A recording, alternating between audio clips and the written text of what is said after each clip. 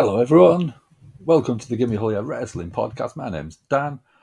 I'll be taking you through a Monday Night Raw from the 6th of Feb, 7th if you're in the UK. We've got a few matches announced tonight. We've got Montez Ford versus Elias in an Elimination Chamber qualifying match. We've also got Angelo Dawkins versus Damian Priest for the same thing.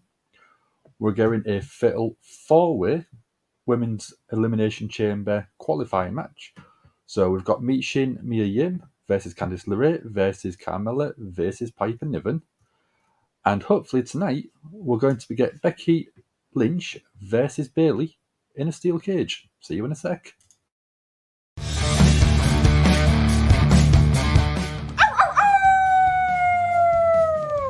Hello, this is Shotzi Blackheart, and welcome to Gimme a Whole Yeah! I hope everyone checking this out in Yorkshire and beyond is having a great day.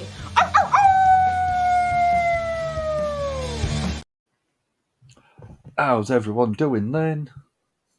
Feels like it's been so long since I was last here doing Monday Night Raw, but it's not. It's only been a week. But I've had a busy week at work, so that's probably why. So we've had Sassy in. Welcome to the live stream Monday Night Raw. So happy that you've joined us. Yep, we're happy that everyone, absolutely every single person joins us. I've had Mark in as well. Lita, Amy Dumas is backstage. That's awesome. Maybe making an appearance tonight then, do we think? Or do we hope? We have got a couple of memberships options available for people. We have got the YouTube subscription membership. Sassy and Michael, we've just spoke about, are already subscribers. I will be going through them in a very short while. We have got the Patreon super chats through YouTube, which I've greatly appreciated. It does really help us out on the channel. We do have our notification bell. Click on the notification bell. That way you'll know when we're going live again, which will probably be Wednesday night, because I think that one will be doing AW Dynamite. We have got our merch shop, so if you don't want to buy a Gimme Hull shirt, jumper, hoodie, t-shirt, baseball cap, water bottle, whatever you want. I've got Michael in. How are you doing, Michael? Have a good weekend? Yeah, I was with you shortly. I was almost late. I don't know how I was almost late. I've been sat here for about 15 minutes. Mox buddies are in together. Michael's doing good. Seen some old friends that he missed. That's cool. That's a nice way. Spend the weekend. Comcast is out with the running for buying WWE. That's a shame. I thought they might not have. I thought they'd have sort of give it a good go. They don't want Vince around. Oh, Michael's got his priorities straight. Me too. I've got my snacks all ready to go. Don't worry about that. And I've got Todd in. How are you doing, Todd? We also got Daniel in. How are you doing, Dan? Michael's got some pretzels. Nice. I was never a big pretzel fan. I don't know why. I don't know if it was just flavouring or something like that, but I just never got into it. We've got the partners in crime in, yeah. What snacks have I got? Before we start Monday Night Raw, let's go through a run through. Obviously, I've got to have my pepperoni. I've got crispy caramel bites, which are basically like Rice Krispie type things with caramel and chocolate on them, which are nice. So, what else did I get? I've got, if you've heard of Cadbury's cream eggs, they also do a white one, so I've got one of them to keep me going. Got to have my chocolate fix. So, yeah, got a few snacks. Missing segment alert. If anyone has seen the Hall of Fame announcement, please let us know. Last just seen just before last year's WrestleMania, fans are starting to worry, no reward given. Yeah, I can imagine. I mean, I was expecting maybe an announcement on the Royal Rumble, maybe the Raw after the Royal Rumble. But yeah, I was quite surprised that we didn't get one of them. I've got Aaron in, one of my guys who I work with. He's got 2 weeks off work, the lucky so-and-so. So yeah, that's why he didn't have to be up early for work tomorrow. I don't even have to be up early for work tomorrow either, which is nice. Creed Brothers and Indy both recorded for main event Raw before tonight. That's cool. Possibility of being maybe sort of tried out to see how the cope in front of a bigger crowd, maybe. What drink have I got? I've got my usual Deadpool's cup of tea.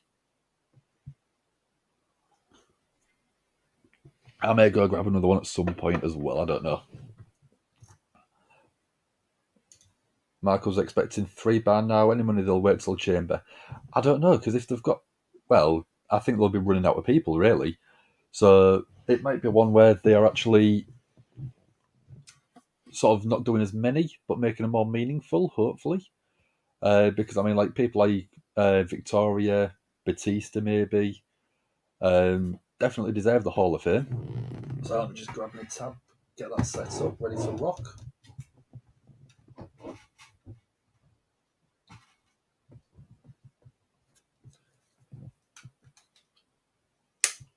Let's get some Raw.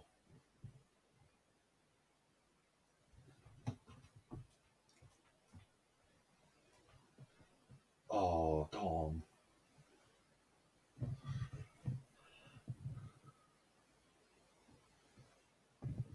Where's the phone? I need to get logged back into watch Monday Night Raw. Where is he? Where's Dom?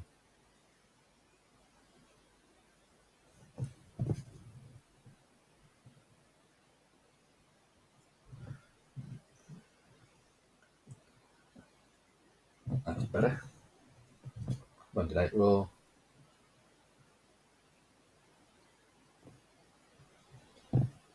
Oh no, don't tell me he's changed the subscription on it.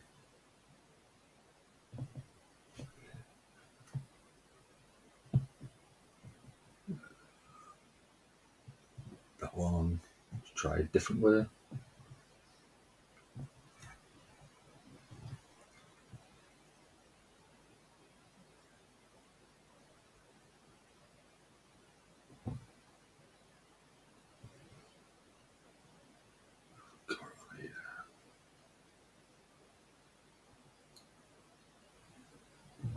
There's not on there.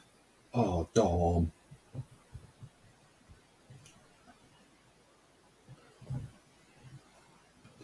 Try that. Gonna work? Gonna work for me?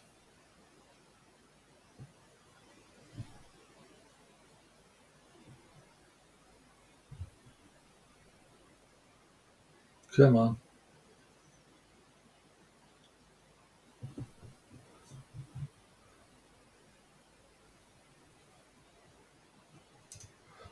You're approved to do Polish during live streams. I've no idea how to do it. That's alright. That's what we're here for. We'll help you out, Sassy. Don't worry. See if I can do it this way. So we have an app that we use to watch Monday Night Raw. It's BT Sport. It's very similar to sort of like ESPN, stuff like that in the UK. And I don't know why, but it's logged out for some reason, so I'll need to get the password and everything sorted from Dom when I get a chance tomorrow.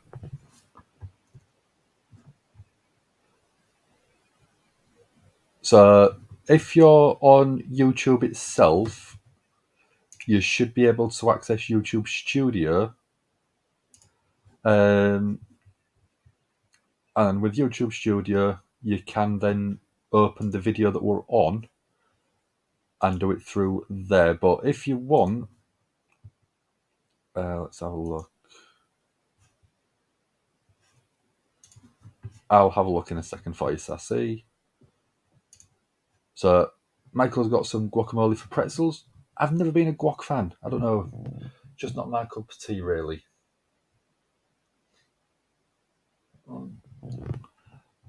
Coming down to Hull for your 18th birthday. That's awesome, dude. Where are you going? Anyway, good.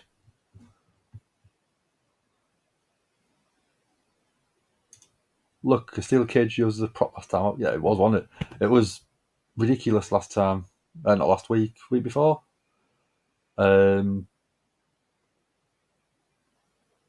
announced the match.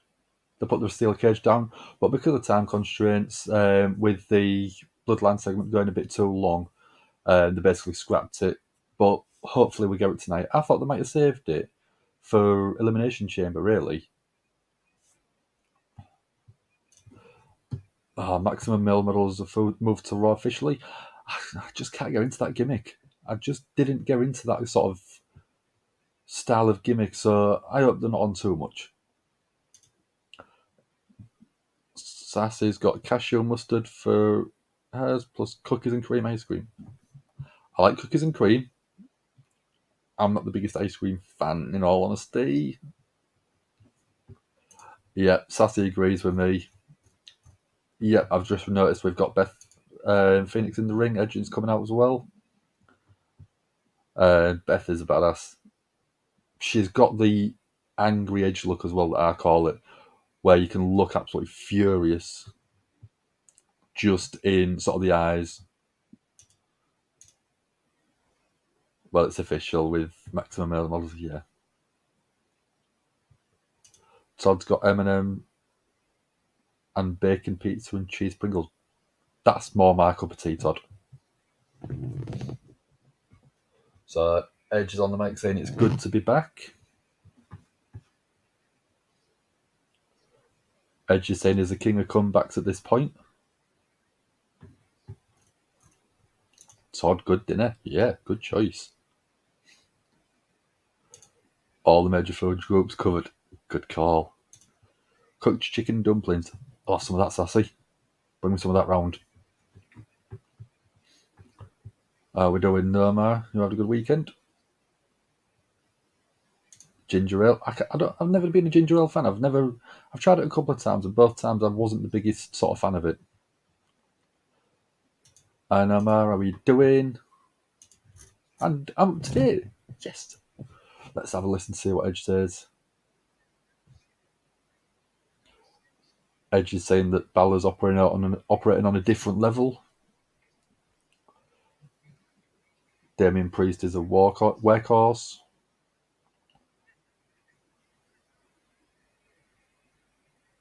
Talking about Rhea Ripley now. Went coast to coast in the Royal Rumble. And he's pointing at the sign as well. So I presume he's hinting at wanting a match at WrestleMania. And Dom's throwing in as an afterthought. Nice little touch.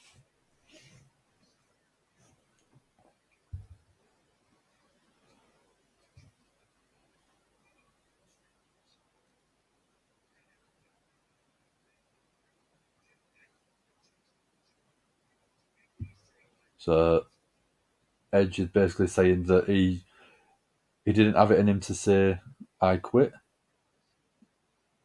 But as soon as Beth was sort of involved, he knew it was going to be something that he couldn't stop.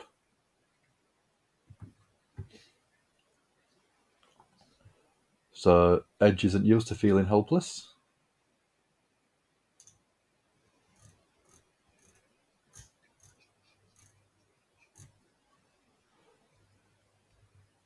So congratulations to Judgment Day for that.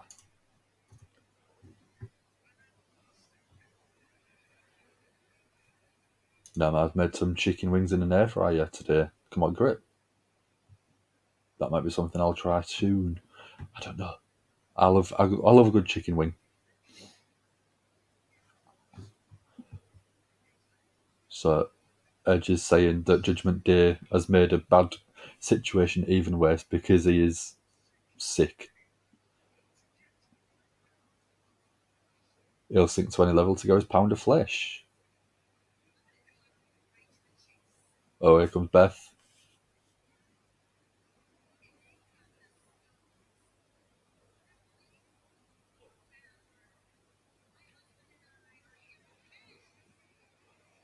So Beth was good at talking to Rhea and Balor, saying if you've got the grapefruits to finish it, and then we're getting Judgment Day come out, interrupting. Nice.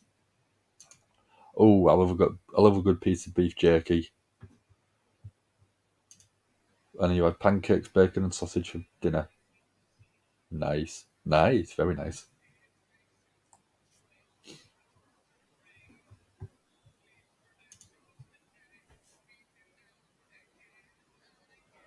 Balor's saying that every time Edge turns up, Judgment Day comes and beats him down again and again.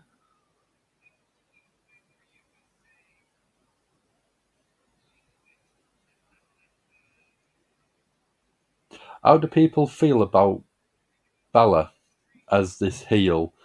Very cocky, very arrogant, very sort of annoying, in all honesty. Is he doing it well? Is he doing it rubbish? Would people prefer him to be a face? And Dom's now saying he's served hard time. Love you too, dude. Love you too. Thank you very much for joining me. Did you change the BT subscription because it says that we need a higher package for some reason? I know. I'm excited. I'm super excited. Love you, dude.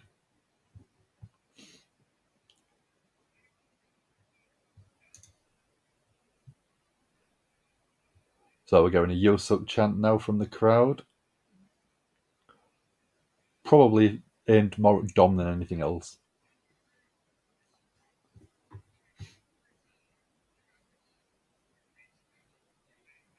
So even Damian Priest is saying, "You'll come back, Edge. We beat you down."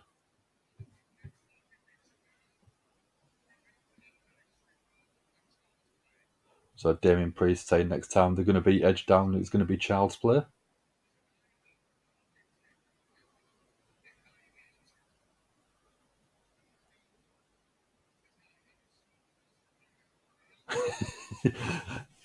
Damian Priest fluffing his lines and almost said Money in the Bank.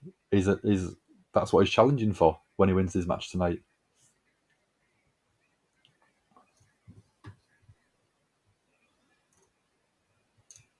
Dom, please stop the ghetto hardcore gimmick. Everyone knows you have to ask Mammy to go to the bathroom. Nice, I see. Nice.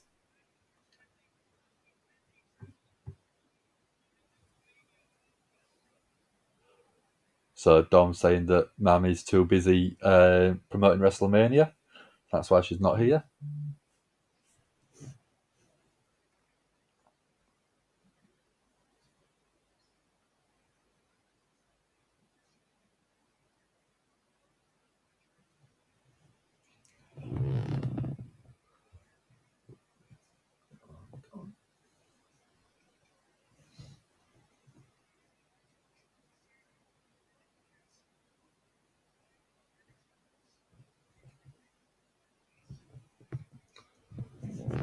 So that one, Todd likes Finn as a bad guy.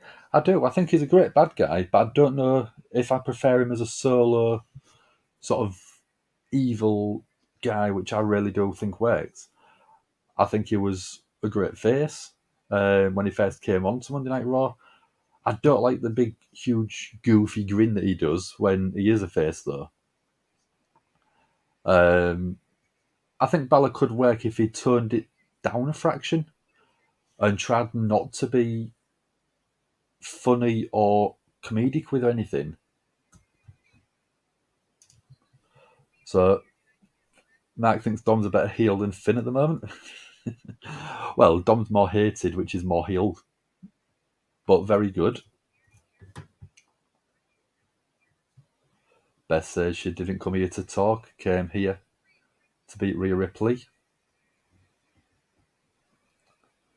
Sassy loves Finn as a heel. Yeah, I think he's a brilliant heel. I just don't know if this version of a heel is really suitable for him. Finn is an okay heel. Yeah. Well, this Dominic is going annoying. Yeah.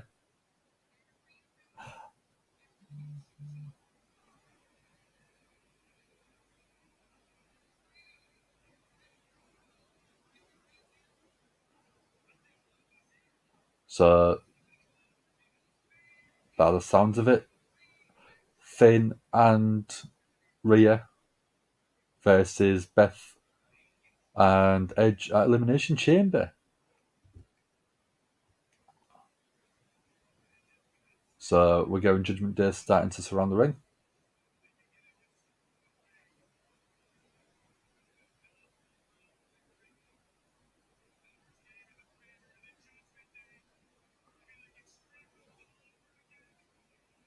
So we've got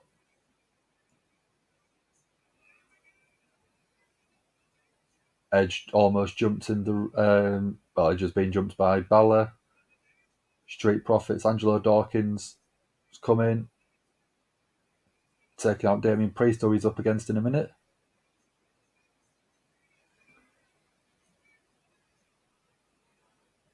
Dominic's just sort of hightailed it out, but we've got Montez Ford right behind him.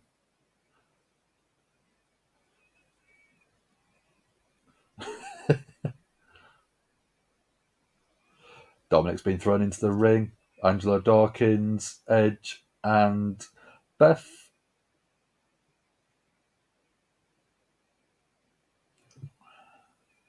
Chicken wing, up in a chicken wing.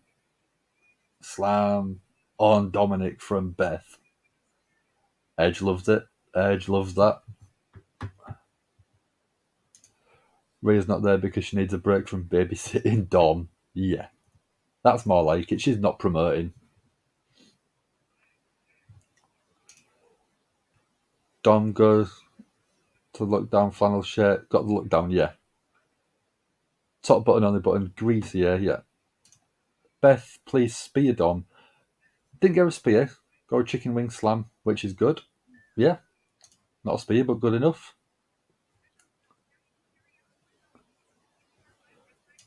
GG can be your mammy, Michael. Behave yourself. Behave. You too, Todd. Not just him. So Dom said he's logged out of the app, so I'm going to try again. Let's have a look. Let's just refresh.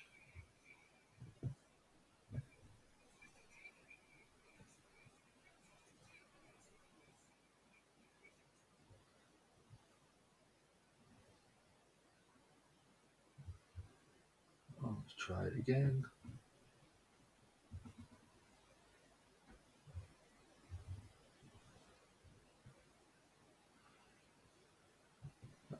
Watch live. Back. There we go. Yes, we've got it up and running properly, as we should have done now. Why has it kicked me out? Dom can be your pappy if he's still in the chat. I'm sure he wouldn't mind that. I'm sure he wouldn't mind that at all, Michael. No, it kicked me out again. Let's go back to what I was originally using.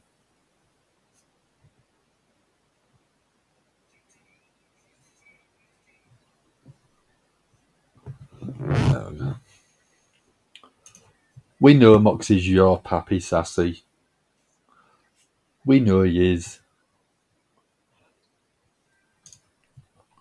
How did you sort of feel the other day when he was caught sort of blading himself on Dynamite? Camera cut at the absolute wrong time. You just saw him go, oh, and nick himself. That Beth and Edge stuff was good. Yeah, it was when I finally got into sort of watching it. I've just tried it again. It plays for a couple of seconds, then kicks me out. So I've gone back to the old way of watching wrestling, and it seems to be working all right at the minute. So I'll have a look at it again in another day or two. No kidding, Sassy. Yeah, we know, Todd. We know she needs to behave herself, doesn't she? Along with Bobby and Joe. That's a very, very. That's not an Oreo, because it'd be completely different. I don't know. I don't know how I don't know what kind of Oreo that would be. It would be a very strange one. Can you get a vote? Yeah, I shall stick one of them in for you. We've come back from the commercial break into the match. Let's grab that. So that one.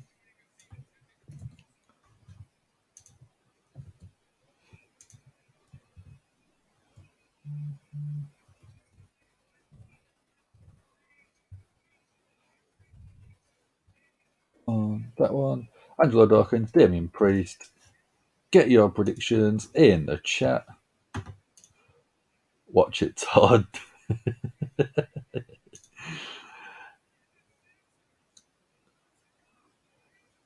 So Angelo Dawkins launched Damian Priest right over the announce desk.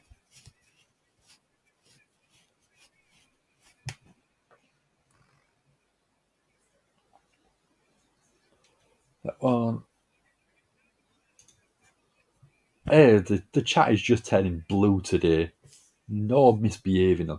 Need to put you all in a timeout. So Michael wants Gigi, Sasha / Mercedes, and Jamie Hayter. Mox buddies are greedy. Yeah, you both are. Ridiculous. Can't just have one, can you? You've got to have the whole packet. That's many mamas. This is why I love doing Monday Night Raw, because you guys make it more enjoyable. Whether Monday Night Raw is rubbish, which I mean it has been a few times, you make it fun for me. You keep me entertained. So Damian Priest got a broken arrow and then a 2 count. We're getting Cody Rhodes at some point tonight. Got the graphics just flashing up. Damian Priest got an arm lock and then goes for a quick pin 1, 2, kick out at 2 from Angelo Dawkins.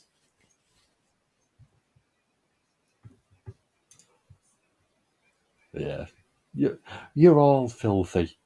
You're all filthy.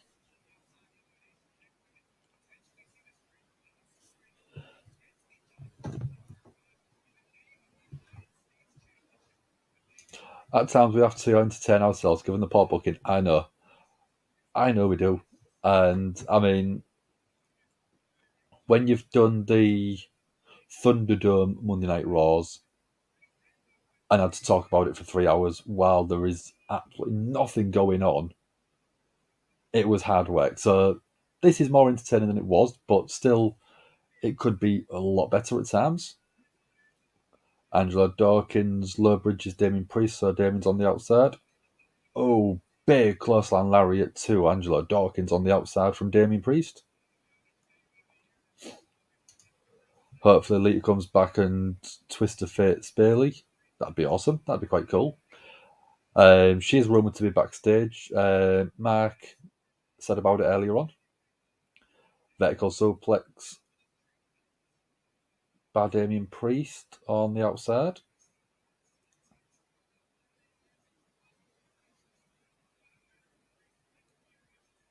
Damian Priest just broke the count, so what's he going to do here? Running around the ring, up and on the steps. A super kick type off the steps. Oh, do we think should win this match and why? I think in terms of building a star, I think Damian Priest should be the winner.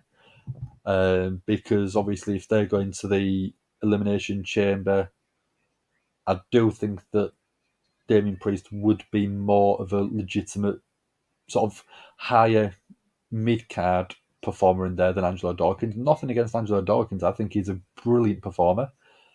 But I do just think that Damian Priest is going to be a main event star in a couple of years. So I think that if you give him I definitely don't think he'll win it, but I think if you give him a good showing in something like this, fans will remember it in the future and go, oh yeah, he had a good showing there. He had a good showing at the Rumble or whatever you want to do. And it's going to make him feel more legitimate further down the line. You can't have exactly the same argument for Angelo Dawkins because supposedly the backstage are very high on him. Not as big as Montez Ford, so if you're going to do anything, you could have Angelo Dawkins lose this one, but Montez Ford win his match. Because Montez Ford is going up against Elias. And I think having Montez Ford in there would make it quite interesting. My sister's in. How are we doing? Hello, Chloe. Hello. Great work, dude. Proud of me. I'm proud of myself too. Proud of you as well, man. Helping me out. Well, should be asleep. You should be asleep at this time. You don't have to do a Monday Night Raw. Get yourself to bed. Should the cage match happen tonight, Becky will become the first woman ever to compete in the cage on Raw, SmackDown, and on pay-per-view. On pay-per-view, SmackDown versus Bliss, SmackDown versus Bliss, SmackDown title, War Games, Survivor Series, and tonight. That is very, very cool fact, dude. Love the knowledge that you've got on stuff like this. I'm saying Rich. Montez Ford wins later on. Yeah, that's what I think it'd be quite a good way to do it, because you could have that happen. And if you are going to build Montez Ford as a solo star, it could be this point that is one of the foundations of the story of the breakup, which I think would quite well. Thank you very much for agreeing with me, Michael. I do try and make my sort of bookings logical and make sense, as we all know, and I do think that way. I mean, as of right now, I think if you put Damian Priest into a main event feud with someone like Seth Rollins over the United States title or something like that, it would be a more believable title reign than if you did exactly the same booking with Angelo Dawkins. So that's where I just think that a little bit more of the sort of natural progression for Damian Priest is to be moved up to a mid card title, but I hate it. I hate that phrase because it just makes them feel like they're not as worthy. Sassy, she's going up way too much. Yeah, I know. Although it is quite funny seeing her sort of comes on the phone and she just goes, Dan Dan. But then we babble on about sort of Harry Potter characters. Go through all of these behind me, and she can name probably 9 or 10 of them now, just by looking at them, which is quite cool. Teaching her properly early. Beth also told Edge off at the entrance. What was that for? Because I didn't actually see that. So if you know what it was, let me know. We've got 10 people in at the minute. Thank you very much for joining us. If you haven't, little like on the video, subscribe to the channel if you haven't, and flick that notification bell on so you know when we're going live again. So come back to Monday Night Raw. We've got Montez Ford. Montez Ford on the outside? No. I thought I saw someone on the outside. Might just be a cameraman. Angelo Dawkins, he's going up to the top. He's a bigger guy going up to the top. Damian Priest catches him. Is Damian Priest going for the South of Heaven? No. Angelo Dawkins with an arm wrench.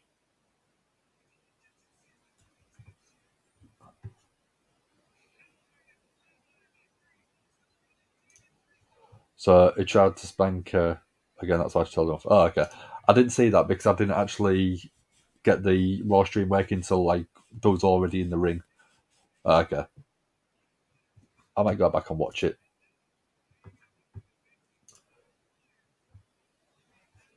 Breaking due to what happened on NXT Vengeance Day media call, Grayson suspended for a week. Okay. Great match though, from what I can remember. Dawkins got sworn to two, very, very, very close 2 count. Damian Priest being quite resilient. Angelo Dawkins going up to the top again. What's he going to hit on this one? Is it going to be a frog splash? Is it going to be something like that? Senton. Swanton off the top. Straight on Damian Priest. 1, 2. Again, another two count. Very close. Very frustrated. It's a great move. A big power move. High risk paid off. but only manages a 2 count.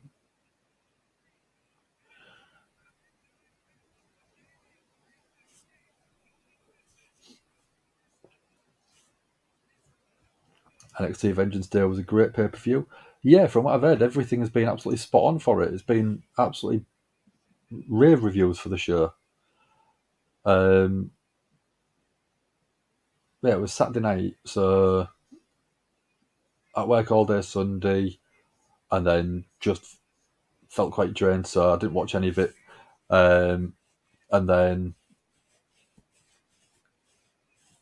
today, obviously been working, had a nap before coming in to do this tonight.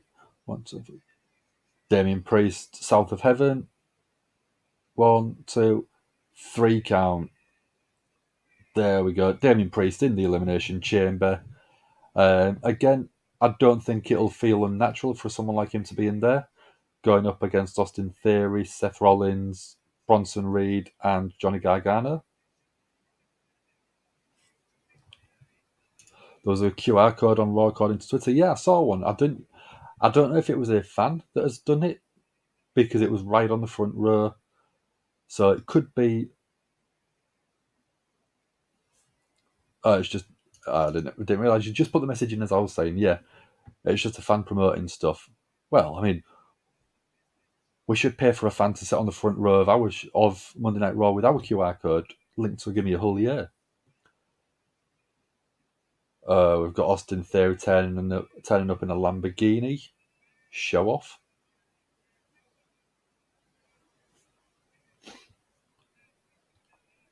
Dawkins needs to get a push. Yeah, I completely agree. Let's end that poll.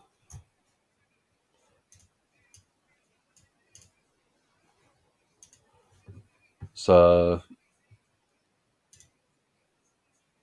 that one.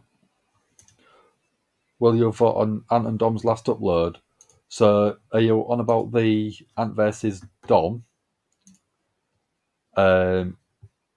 Should Roman Reigns win at WrestleMania?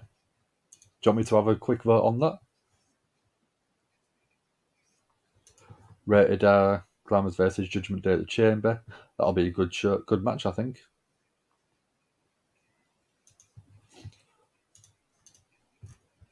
So while we're waiting, let's have a look. So at the minute, we have got our Hulkamaniacs.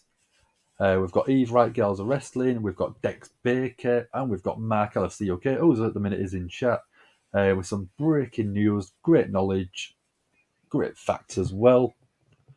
With that one, you do get the custom emojis, so you can sit and stick your own custom emojis in chat, and you also get a little Give Me a Hull Yeah logo next to your name.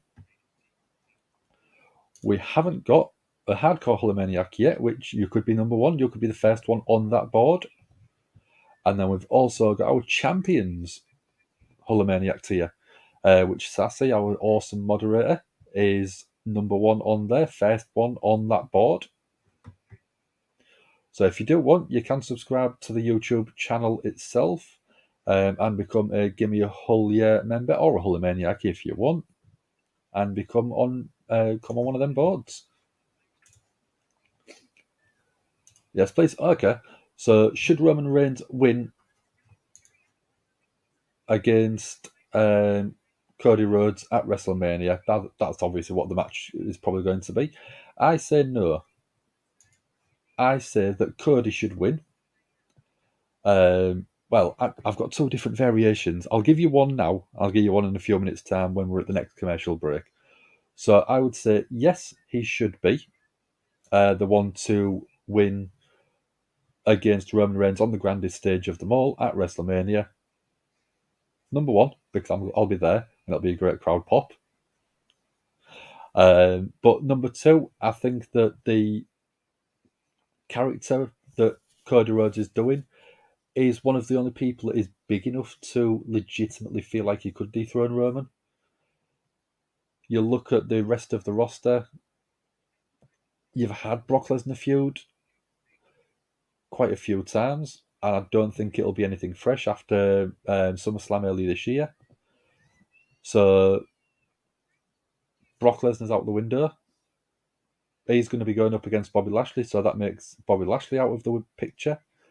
Seth Rollins, I think, is the only other person that could possibly be someone that would feel legitimate in beating Roman Reigns. But they've already done that feud. Not a very long one, but I think they've already done it while he's been champion. Apart from that, there isn't really anyone on Monday Night Raw or on SmackDown that could feel big enough and enough of a draw to beat Roman. So the only person that I think properly could is Cody Rhodes. It seems too basic and too logical for it not to happen. I mean, Nomad's just tapped in there. What better place for a title change, and it's getting time for a change. Yeah, I agree. So I knew this was going to come. Not even Jay. I think that Jay is one of the best people, but I don't think he feels completely legitimate in terms of being able to beat Roman. And I don't think that if you're going to keep Roman as one of your top guys for the next few years, why would you have him lose to a lesser family member? So that's one option. I'll give you the other one at the next commercial break. Brock is also announced for Raw tonight. That's cool. Wonder where Shane stands on WWE being sold. I don't think he does. I don't think he's got any. I don't think he really cares. I think he'd obviously prefer to keep the company in the family. Does him being fired mean he does not get money from the sale? Not unless he's got shares. And he sells his shares, I don't think, Sassy. So we've just got a flash of Maximum Male Models. And then we've got Chelsea Green.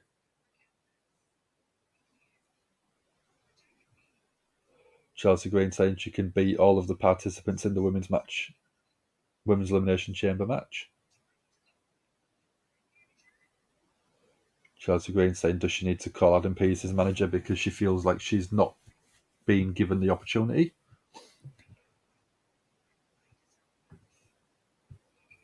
Chelsea Green, she deserves a match. She deserves a big match and deserves to be the big star that she is. She's saying she could cost Adam Pearce's job.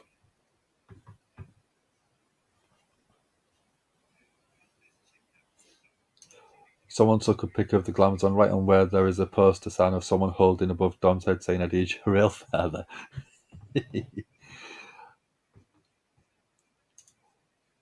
Dom loves MMM.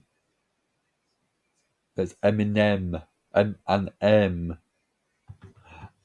I know you mean Maximum Male Models. I can't stand them. I think Dom's a bit excited. He's typing in all caps. Chelsea Green. Green with a Karen gimmick. Yeah. What a Karen mixed with Lucy and Peanuts. Love it. Yeah. I don't know. When do you think we'll see Matt Cardona? If we're going to see him, when do you think we'll see him?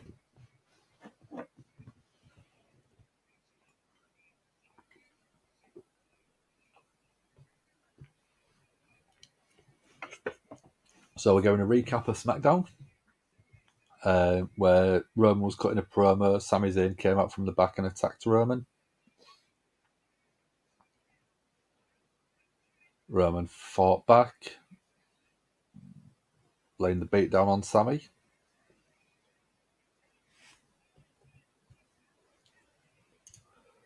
Piping Niven in some type of four-way match tonight. A win to go along with a name change would be great for her career.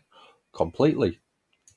She'll be going up against Michin, Mia Yim, Candice, LeRay, and Carmella. It'll basically be a women's Elimination Chamber qualifying match. After Mania? What for?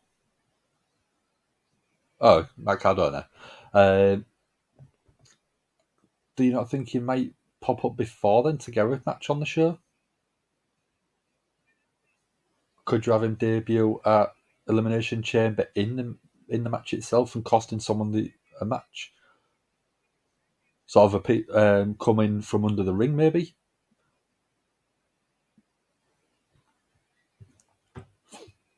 After Mania for sure. I want him on that main event card. I want him at WrestleMania himself. Los Lotharios also moved to Raw. Oh no. Let's have a look. Raw roster.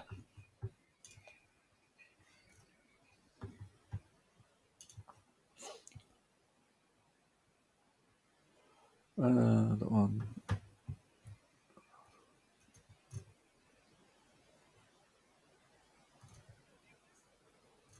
Los Lotharios.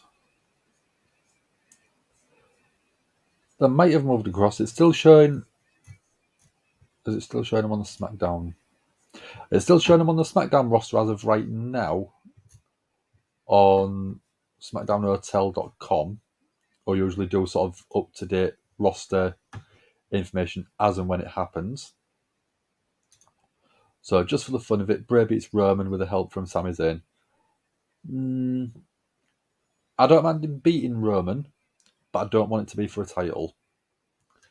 Dom was going to be doing a video, which is rescheduled. He's had a couple of things pop up, so he's rescheduled it for a couple of days' time.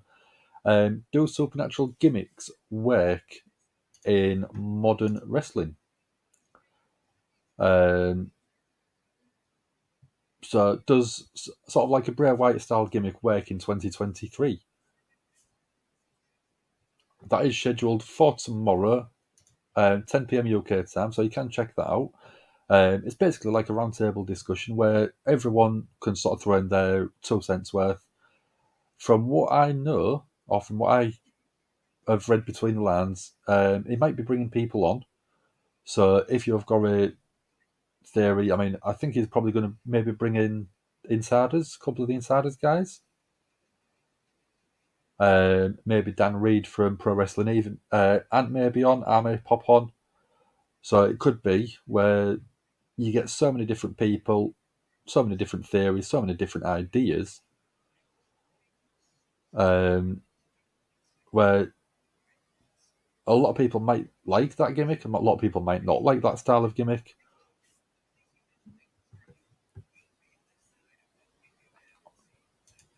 Okay, so there we go. It's going to be after then, so Ant can join, hoping for Dan Reed and Joe from the Insiders. That's cool.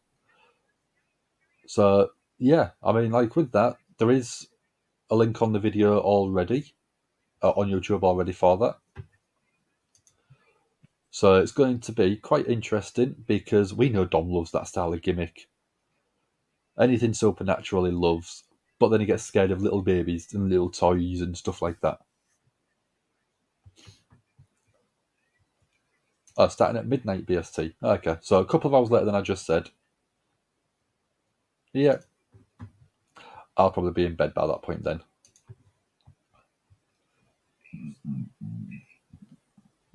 Beth just changed her picture to Dom's reaction. That's awesome. That's good fun.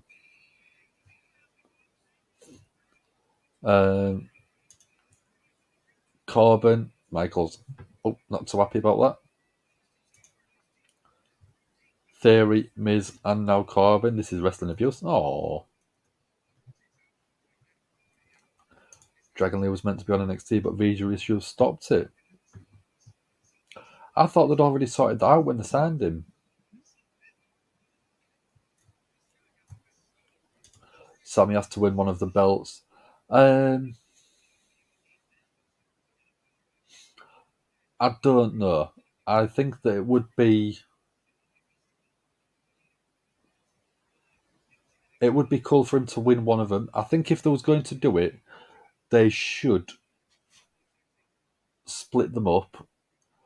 But then if you have Sammy win one, where would you have it win? Where would you have him win one?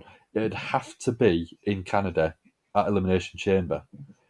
because obviously that pop and that crowd are going to be super white hot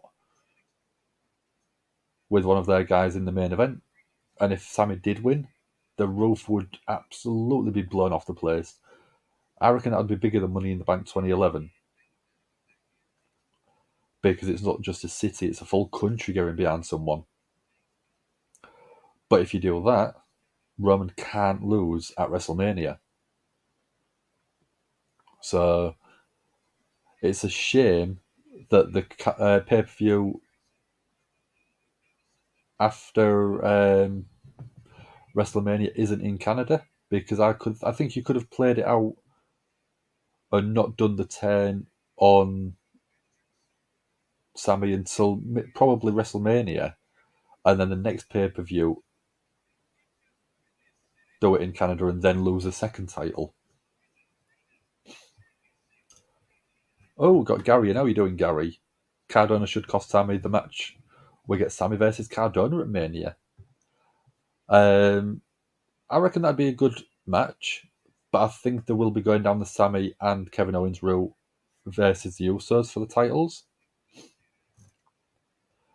Yep, don't worry, I'll get you a vote in a second, dude.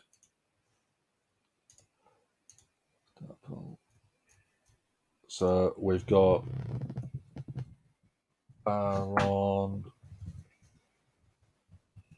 the Dexter, Lewis.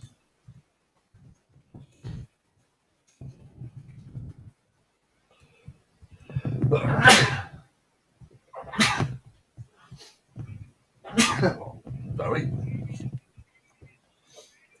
So Baron Corbin.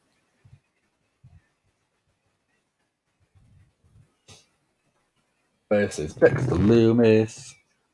There you go.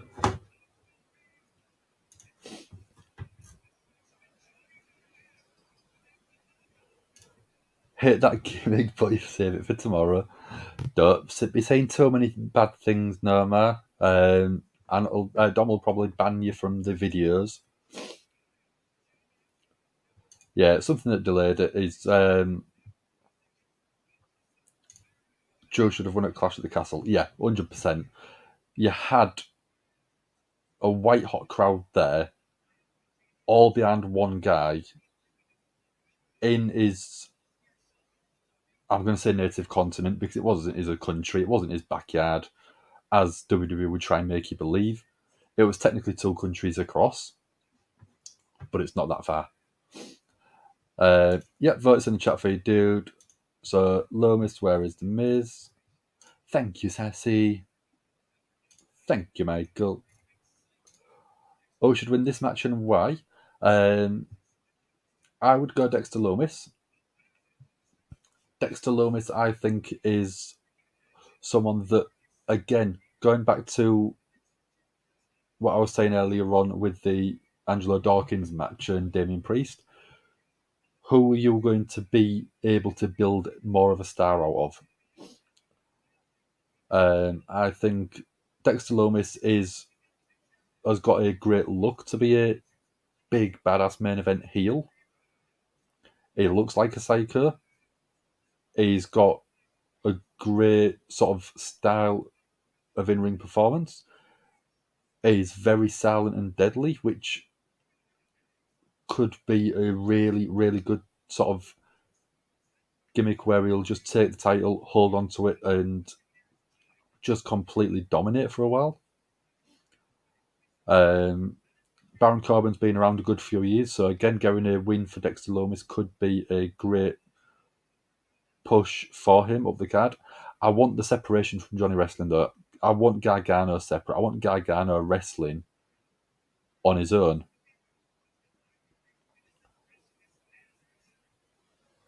I don't really like the combination of the two together, Dexter Lomas and Johnny Wrestling.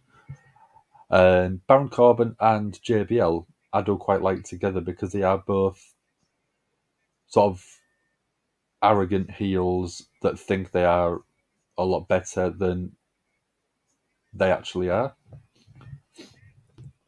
So, yeah, I'd give the win to Loomis. He might not be as big of a guy as people think maybe should be champion, but you look at Rey Mysterio, he was never the biggest guy on the planet. Great sad suplex. And a kip up from Damian Loomis, up into straight up. A kip up into a leg drop. Really, really crazy combination. But he pulls it off, he can make it work. Yeah, Corey's always going mental. He goes mental all the time. Both Austin and Rock have said that Midnight Express should go into Hall of Fame. Yeah, that should be great. Oh, that was a quick finish. 3 count to Dexter Loomis. Dexter Loomis got the win. That seemed to come out of nowhere, pretty much. Sassy thinks JBL should be managing Theory. JBL starting his own sort of like a little faction of people that he could be pushing up the card. I think it'd be quite good.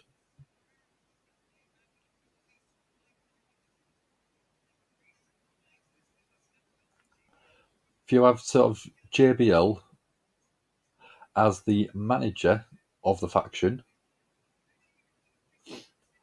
and you've got Baron Corbin already, it could become like a manager to Austin Theory. You could bring up maybe someone from NXT as another heel and build them. So yeah, there is a possibility there, which would be quite cool, I think. So we're going to recap of last Monday. Becky and Bayley talking about the Becky wanting the steel cage match.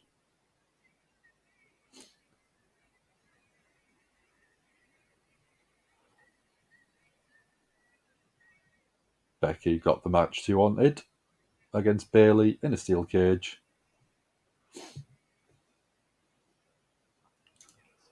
JBL did a chair shot to the head of Guerrero a few years back. Brutal. Yeah, it was. It was before all the CTE stuff and the sort of concussion precautions that they take.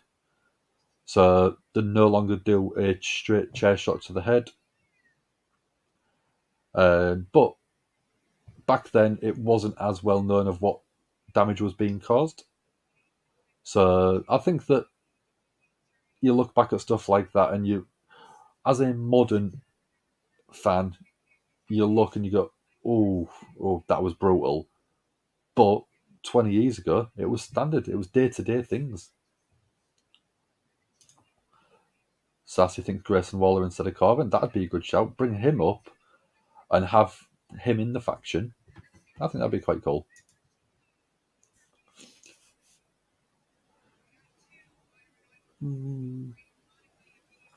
Corbin, Theory, and Grimes as a faction. Either way, like I said, Corbin and Theory are both got a very similar sort of gimmick. Grimes thrown in there, so I'm presuming is it Cameron Grimes you're thinking? Could have Cameron Grimes as well as Grayson Waller. I think that'd be quite good.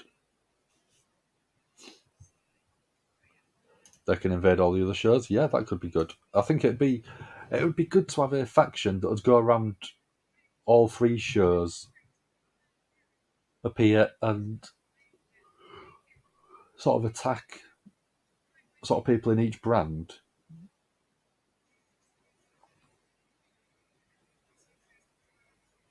So Mark is saying they could be splitting up Corbin and JBL already. Yeah, I mean JBL has had a few sort of people complain about him having backstage bullying issues and stuff like that. But from what I've heard over the past couple of years, he's tried to rectify that a little bit.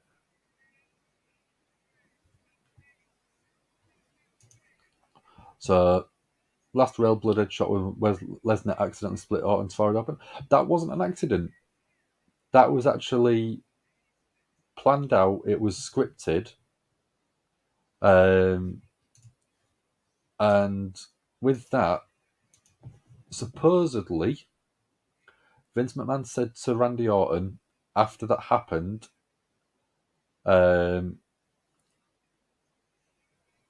he gave Randy, I think it was like the 2018 Royal Rumble win. And it was all because he accepted that attack in a way. He accepted the finish. He accepted the being busted open the hard way with a straight elbow. So that was basically Randy's reward, winning the Rumble for taking that punishment. Triple H said that wrestlers who underperformed would not be on TV. Good. Don't deserve to be on TV if you're not performing. You don't play a footballer if he's not performing. You don't deserve to get paid if you're not performing in your job. It's very simple. The Lesnar Orton thing worked the guys. No one knew apart from Lesnar, Heyman, Orton, and Vince. Hunter and Kevin Dunn, yeah. Because Jericho supposedly was white hot with furious anger, and he actually squared up to Brock backstage. So yeah, it was such a well done angle. It was such a well done segment, and I don't think that. I don't know if we'd see something like that now, because it was very brutal, especially for that sort of PG era. But it did build Lesnar's stock of him being a complete renegade, badass, destroyer of whatever you want. Thoughts on Onan Orton? Onan, that was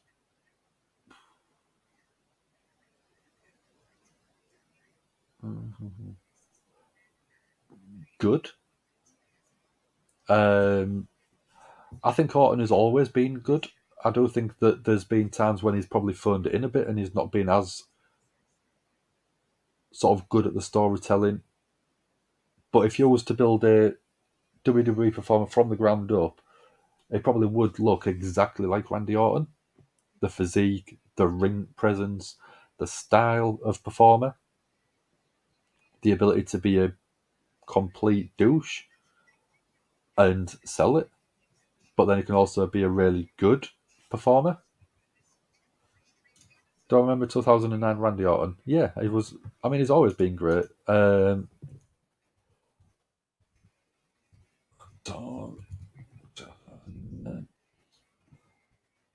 I mean, that was when he was sort of like the world champion. And, I mean, he had the complete sort of shaved head. Brilliant, brilliant character, brilliant work. And I think he's been doing his best work before he got injured, with Matt Riddle. The Matt Riddle stuff was absolutely incredibly entertaining. That one. Will I be going to K23? I probably will not, I'm afraid. It's not a game I've ever really enjoyed playing. One of the guys at work who was in earlier on, Aaron, he's got this week off, next week off, to sort of play. I think he's got Hogwarts Legacy coming out, so he's going to be playing that. But then he wants a few days off when the new WWE game comes out, so I'm going to see if I can do it for him. I can't guarantee it, as I've told him, but he said if I wanted to borrow it, I could do. So, Randy Orton being busted open was the real deal. Yeah, it was. It was a legitimate elbow that cut him open. Yeah, you can when we get the next match up and going ass on. Don't worry about that. Which WWE game will have a Randy Orton showcase? I think it'll probably be in a year or two. If he ends up, we're getting Lesnar. Lesnar's coming out. If Randy Orton has to retire because of back injuries, which is a possibility as of right now, possibly year or two's time, I'd say. because obviously you've got Cena this year. Next year, you could have anyone from like The Undertaker. You could have a Shawn Michaels one. And then you could save Randy Orton for a couple of years' time when he's sort of not appeared as much, make him feel a bit more of a legend.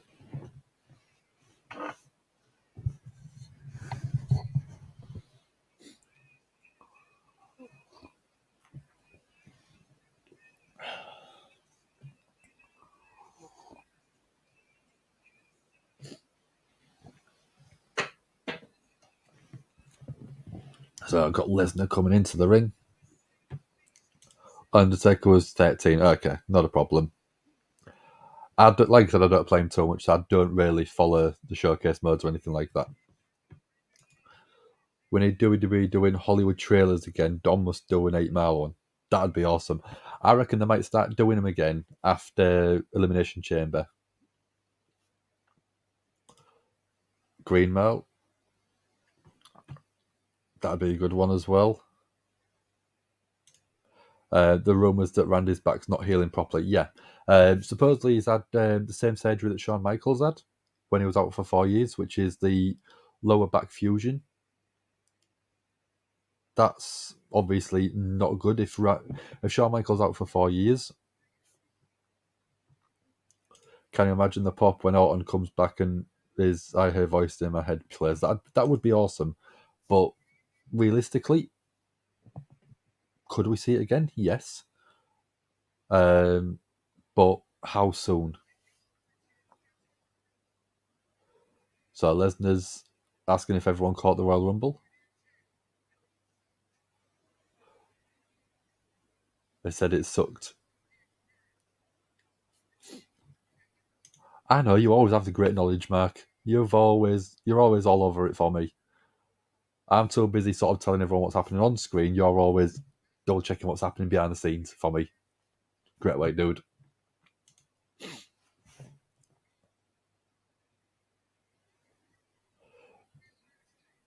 So Sassy wants Brock to leave and go hunting.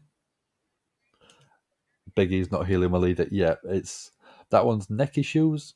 He had sort of like a broken vertebra at the top of his neck, at the top up here somewhere.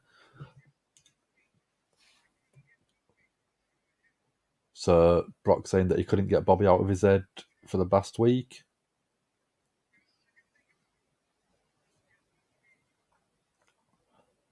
The only thing that Brock could think about was Bobby who? Bobby Lashley.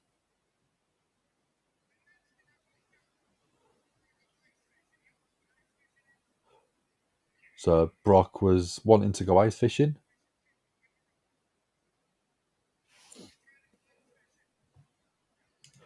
Cowboy Brock versus Redneck Undertaker. That's a strange combination. So Sassy and Brock Lesnar have got a lot in common. They both want to rather around with Bobby Lashley. They want to both rather around with Bobby Lashley and leave him out of breath for a bit, I think is the best way to put it. For you, Sassy, isn't it? Taker versus Brock. Again, I think it'd be quite a cool combination. I don't think we'd see it, but if you get in the game WWE 2K23, you can probably play it in there.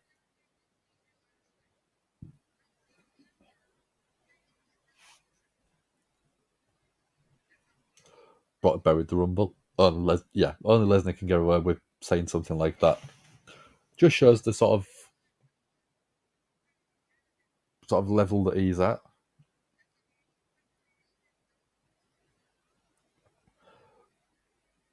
So Brock has got a contract, multi-million-dollar contract.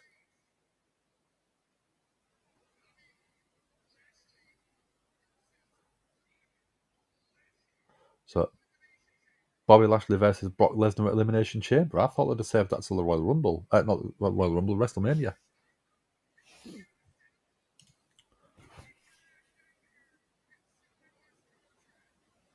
So Brock saying that if Lashley has got some balls, he'll come out and sign the contract. And here we go. Here we go.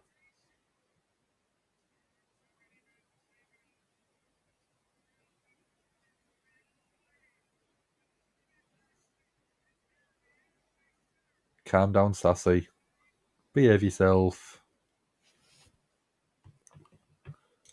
Sassy, one of the custom emojis that we've got. It doesn't show well on our streaming service, but if you have a look on the YouTube chat itself, it does show it in there for you.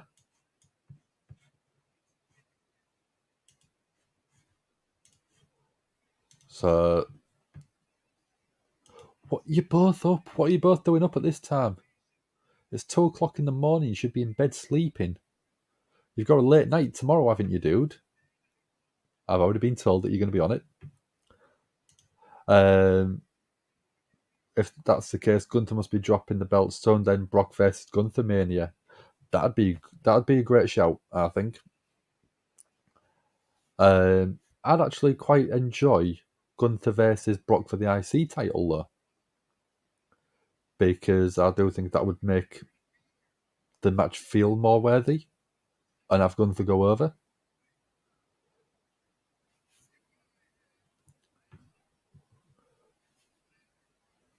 So I've just noticed the t-shirt that Brock's wearing. Megadeth t-shirt. Awesome.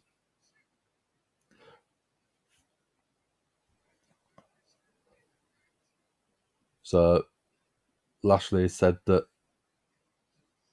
he won the first match. Lesnar won the second match, but at the end of after the match, Lesnar was unconscious in the ring. So third time face to face was at the Royal Rumble, and Lesnar was thrown over the top rope with no problems. Symphony of Destruction. I knew it was a Megadeth one. I couldn't work out which one, but I knew you'd probably come up with the answer for me, dude. Lashley Lesnar works for Noma. Good. NXT Vengeance Day was good. Good to hear.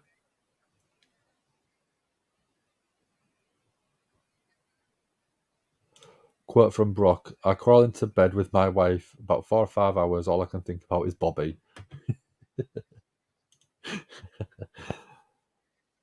So Bobby is going in Brock's face.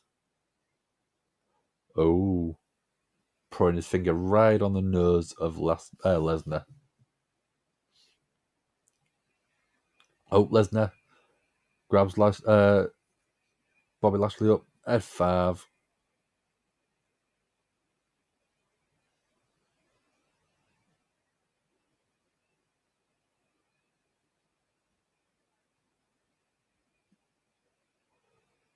So we're going a one more time crowd chant. Lesnar was about to walk out and stood listening to the crowd. He stops. He picks Lashley up, and we get a second F5.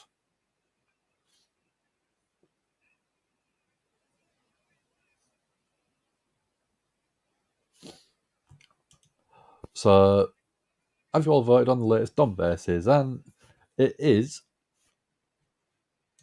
Where's it gone? Get the title right for people. Should Roman Reigns win at WrestleMania? Who wins? You decide. Episode 3. It is on the channel, so if I do that, if you want to, you can go and watch the video here, but not until we finish.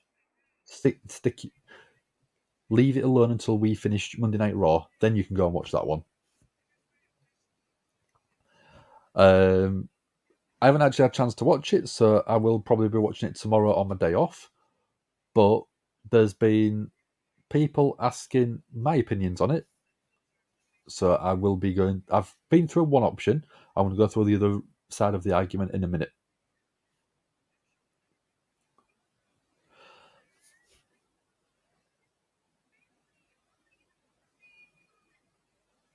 So Lomas is now an artist.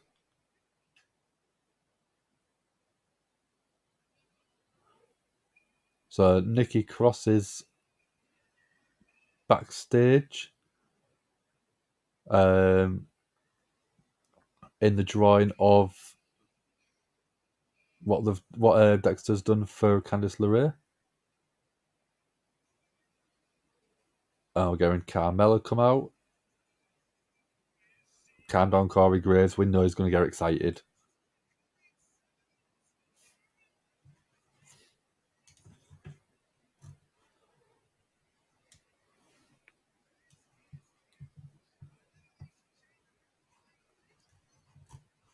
So I'm going to get the poll ready for you, Hassan. Don't worry.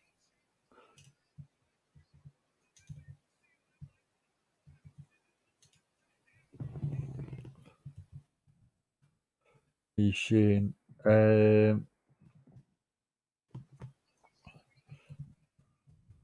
Carmella. Candice. LeRay. And I've got the poll ready, so as soon as we get to the match, we'll get that sorted for you. Videos are, they're doing quite well. It'll get more eyes on the channel, more Hulkamaniacs. That's what we're after. So now we're on the commercial break. I'm going to go through. Let's see if I can find it quickly. Where is it?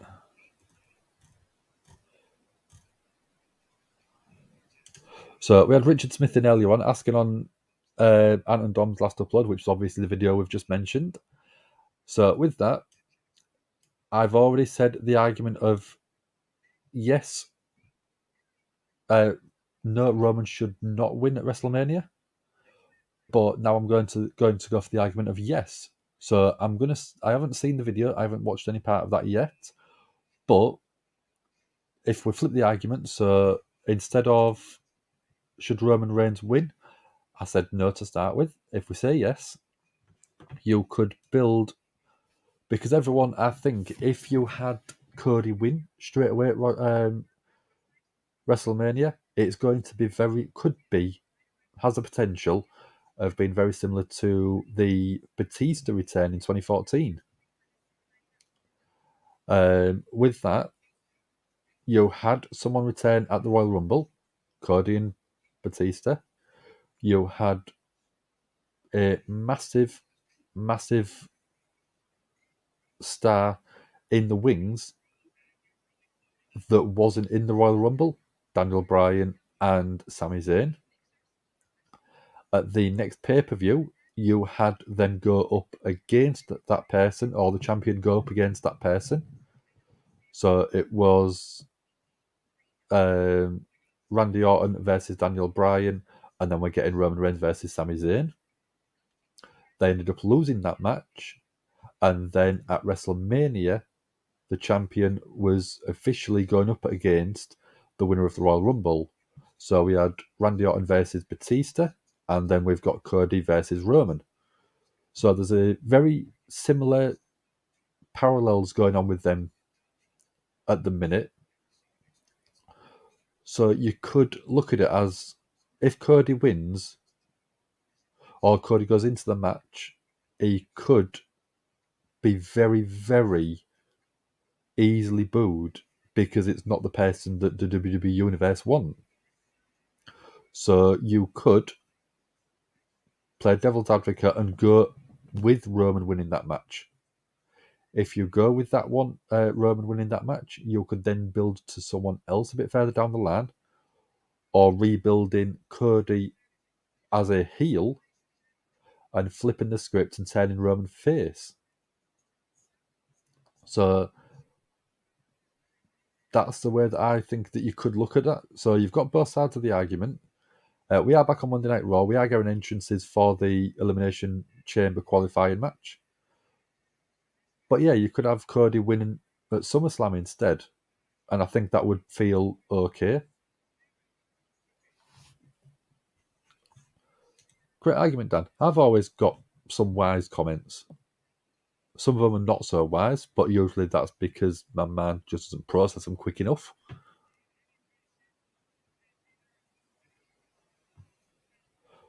So can't see Cardona showing up anytime soon as he has commitments to NWA. Okay, that's a shame. I'd like to see him come. I think he could be a great main event star. Carmella will be a greasy spot on the mat if Piper Niven. Carmella, sorry, not Carmella. I thought you meant Carmelo Hayes for a second. There we go. Paul should be coming up any second. So you're an influencer, Todd. Yeah, you influence us to come and try and be better on the stream to us. And saying hello, Norma. Hope you're well. Michael saying I am. So is Norma. That one.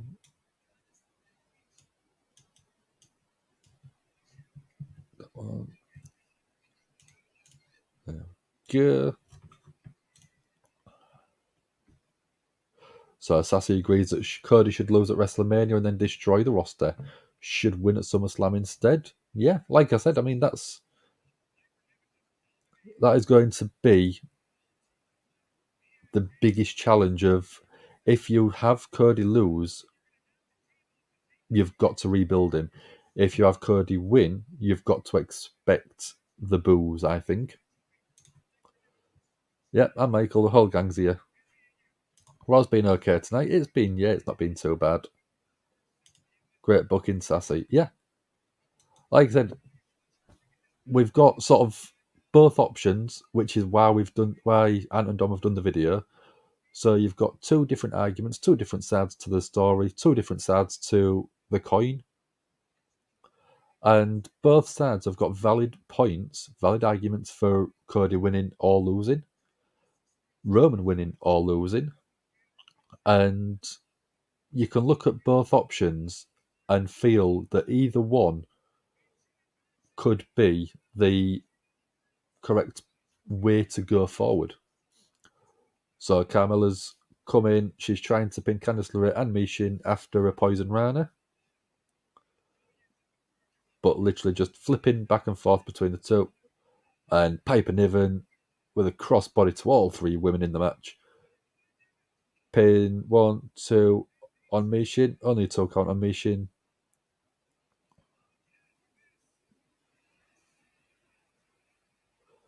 This is what we want from Piper Niven.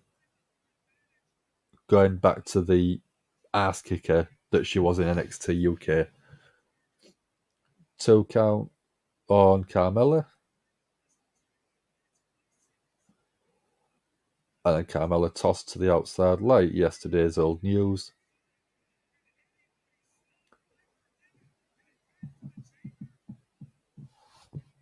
That one. If Cody doesn't win at WrestleMania, then it's back to who, if anyone beats him. Again, I think you could have Cody win, but if you didn't have him win at WrestleMania because you didn't want the boos, you could save it till SummerSlam. Apart from that, I think Matt Cardona possibly turning up would be a good shout at SummerSlam. It'd completely throw, I was going to say a spanner in the works, but it would be a big swear from WWE, which would be cool. Michael's going to go to bed now. So potatoes late. Not a problem, dude. Thank you very much for joining us. Yeah, you'll take it easy, dude. And get a good sleep.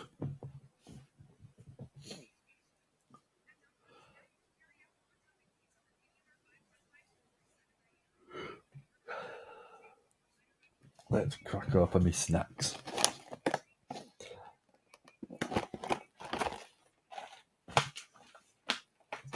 I would have thought that 18 months ago, I'd be talking about what snacks I'm having on a weekly basis to people hundreds of miles away, thousands of miles away.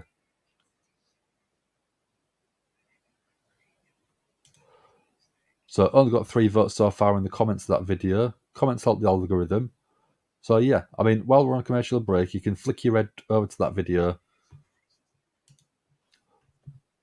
So what I'll do it now for you, dude, while we're on a commercial break.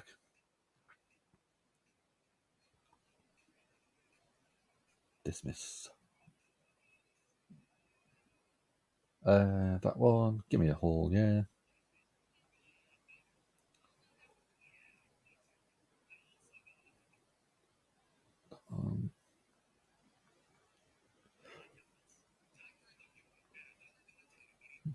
That one. Night Michael.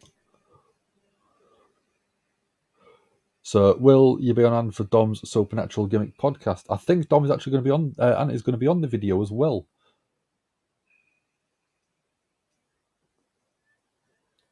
That one, videos.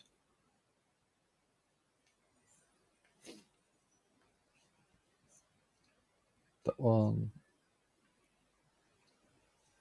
Like.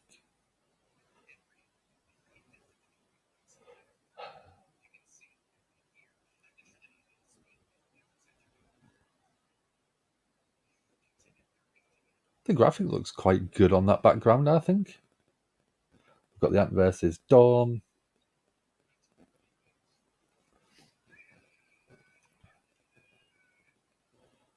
That one, Dom wins. That one.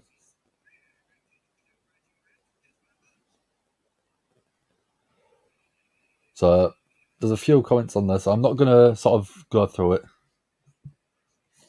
I think Cody rebuilds his position, then a storyline like Rocky Ford. That would be a good way to do it. I think that would be really fun. How are you doing, dude? Not seen you in a while. Smiley Barnes is in. Thank you very much for joining us, man. So Dom changed the time for Ant. He wants a counter argument from me, which makes things more interesting. If Dom gives you the chance to make it, yeah. Great point from Sassy, as always. So on Facebook, we have got Smiley Barnes in. So say hi to everyone in the chat. So everyone say hi to Smiley. And then I'll load them all up on screen so you can see how many people have said hello to him. Thanks, guys. So Michin and Carmella going face to face, right hand to right hand.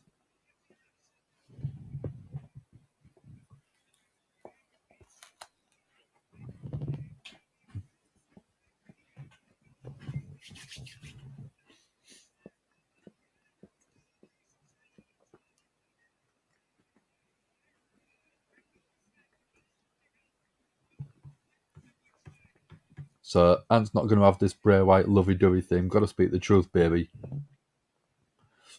So again, for the sake of argument, I have a very sort of 50-50 sort of thoughts on that. I'm going to see how I feel tomorrow, and I may try and stick my head in. Just to sort of give my points across. There we go, Smiley. We've got Sassy saying hello, how are you doing? We've got Ant saying hey up, Smiley. So, got another job and still have your place. That's cool. What's your new job, dude? Anything good? Anything exciting? Norma Dom might give Norma a timeout. He hates the supernatural crapola. Don't worry, Ant's got you back. Ant will time him out.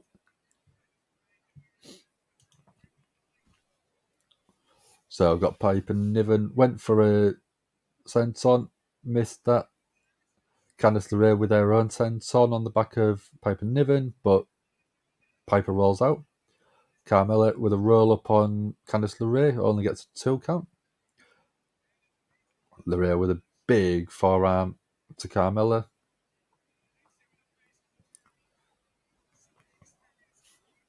That one. Mito Nama, be evil and don't blame it on Hocus Pocus. No. Carmella with the moonwalk. So it's been about 7 months, 6 or 7 months since we've last seen Carmella.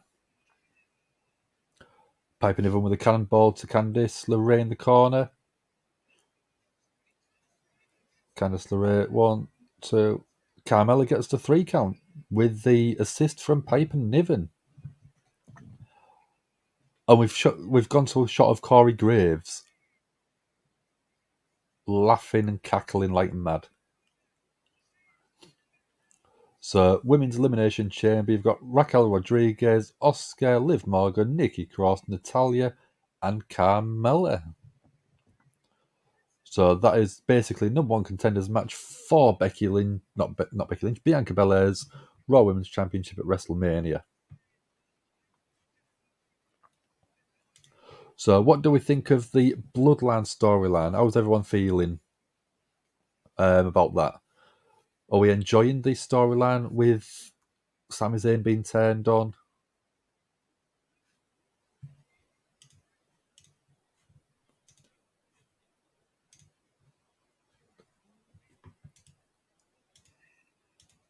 So, JBL and Baron Corbin backstage.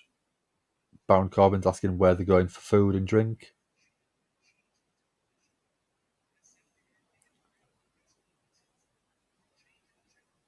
So, JBL basically slating Baron Corbin, saying that everyone turns off the TV when he shows up.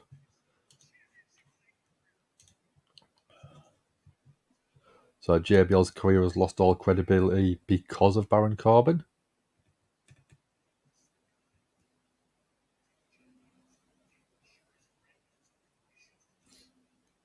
So JBL is saying that Baron Corbin's a clown.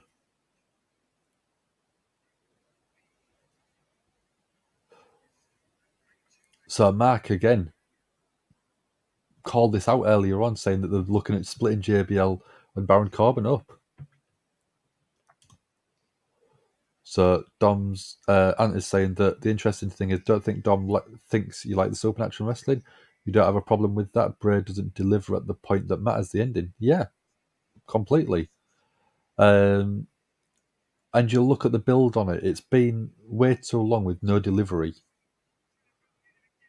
And that's the point that I don't like about sort of the supernatural stuff is sometimes you can build and build and build to a ridiculous level, but then we don't get a finish. We don't get that sort of climax to that story, and it just completely ruins you.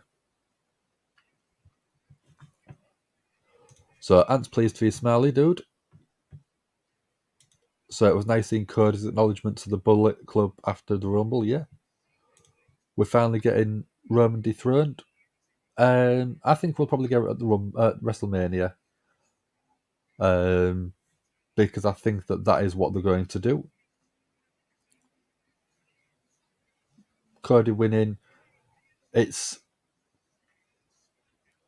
been on the build ever since he returned, and I think that it was either going to be Royal Rumble win or Money in the Bank win, which is going to give him that opportunity at the title. I think that I'd prefer to see him all sort of grafting win after win after win to get to that main event number 1 contenders spot rather than winning the Rumble. That's where I would prefer it, but to have him win the Royal Rumble gives him that spot at WrestleMania, which is where they obviously want to do it. JBL's preaching to the choir, 100%, yeah. So Bloodline's one of the best storylines you can remember, Nomar, and the players are doing a great job of pulling off all of them, yeah. Look at how long this Bloodline storyline's been going on for, and it is still gripping. It's not a storyline where people are bored of it, which is great. So if you've got a combination of performers, so we've got Roman Reigns, we've had the Jey Uso storyline with Jimmy Uso, we've had Solo then show up, we've then had Sami Zayn show up, and it's been a gripping storyline with the amount of characters they've added included in this, and it still feels very fresh every sort of matchup that Roman is having. So you look at it over the past however long, 500-600 days, whatever it is now.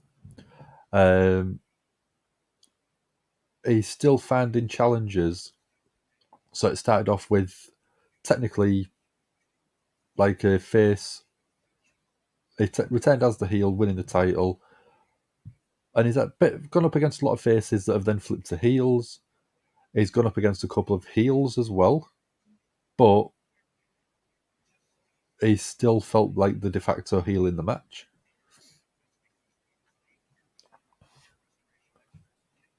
So Firefly Funhouse is like a PG version of the Howdy Doody show. Elimination Chamber is one of your favourite events, Smiley. It's one of mine as well.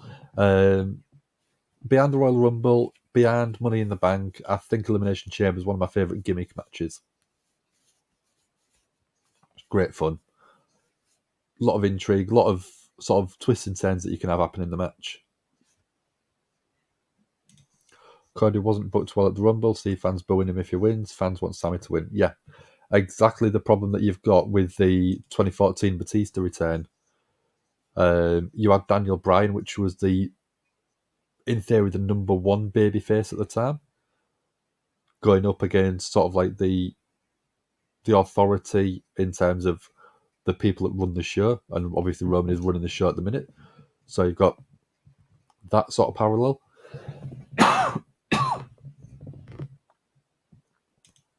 Smiling Mrs. Orton. Yep, I think he's massively missed on the roster itself.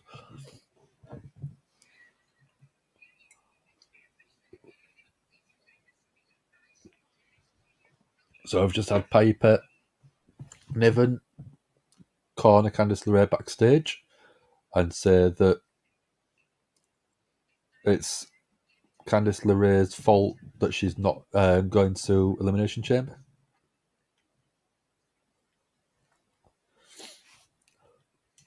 Sassy loves Elimination Chamber as well. Yep, it's great. Coming out at number 30 didn't help Cody, but winning was always on the cards. Yeah. I think they should have brought him out at number 27.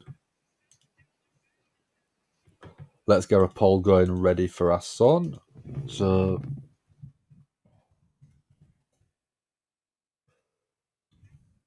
Happiness versus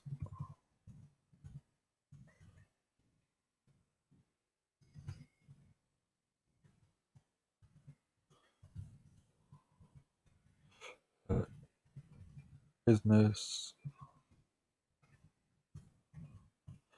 Ultra Academy. There you go.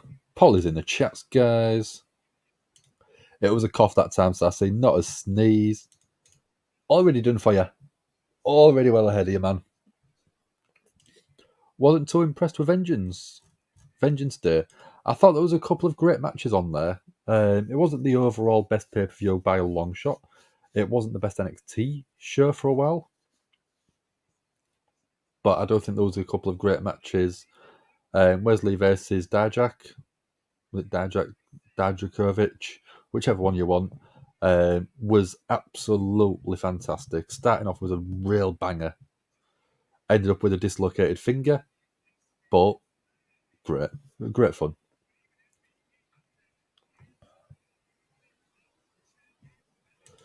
So Sassy says he should have been at 1, and if he could not do it, he should have healed more. But if you're doing that, would you want to do both number 1 entrants winning the Rumbles? Because it's very lazy booking. I don't think that you can have both people starting the Rumble win the match on the same night. I think that Rhea, as the heel, was the one that should have started at number 1 because it built her up as a legitimate sort of dominant force. Everyone already knows that Cody is going to be a main eventer, dominant force, so he doesn't need to start from number 1, I don't think. So Otis with a big slam and another splash to Shelton Benjamin.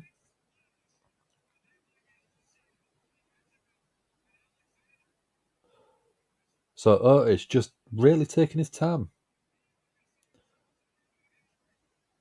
Doesn't really seem to have much agency in winning the match. He Hit 2 big power moves, didn't go for a pin. Smiley went to sleep on vengeance. Daughters kept waking him up. Oh. So it would have built his credibility to wrestle Roman after an injury. Yeah, I mean, I can see where you're coming from, but I wouldn't have him start as early as number 1 if you're going to have Rhea start at number 1. You could have started him. I still think if you're doing Rhea at number 1, you can't have him start near the beginning of the match. So you couldn't have him start at number 1 or 2 or 3. You'd have to start him a good, at least 10th, I'd say, because it just looks like you're starting them both early to be the Iron Man and Woman and going as long as possible. But Cody doesn't need it. Cody's already a big star. So as soon as he turns up, he's going to feel very main event anyway.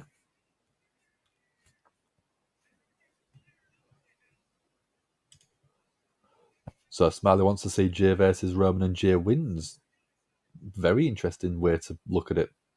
I think that would be a great storyline, but maybe further down the line.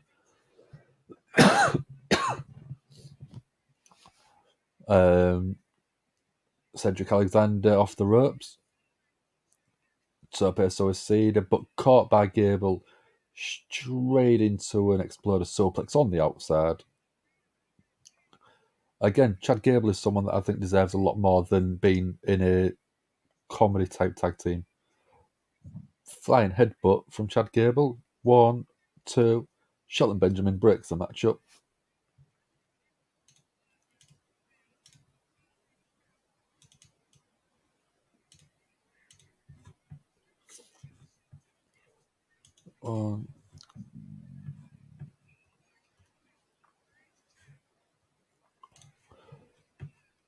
So probably damage limitation starting Cody any earlier. Yeah, I mean, like I said, I think it could be mid to late 20s. I think would be a great place. Should have started in between 3 and 10. I think that's too early. Smiley wants Jay to get a greater push. Yeah, I think he will be. 1, 2, 3 count. Cedric Alexander gets the win off the lumber check.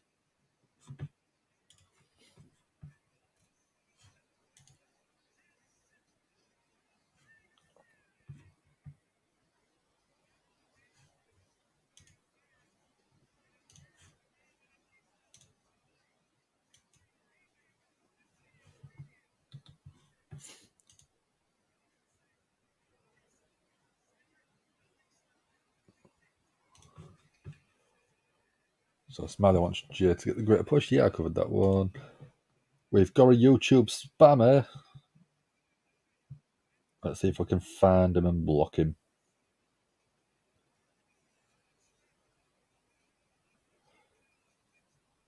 That one.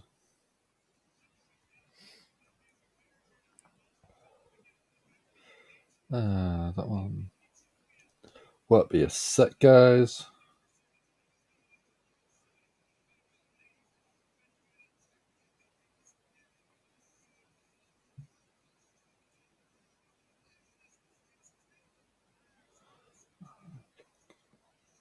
There we go. Sorry.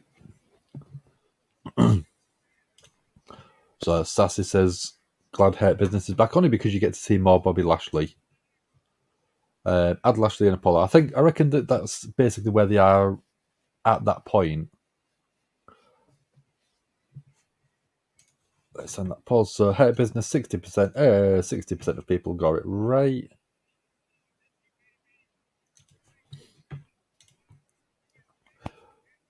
You want Lashley in every sort of segment, and Mox in every segment, just so you can watch him more.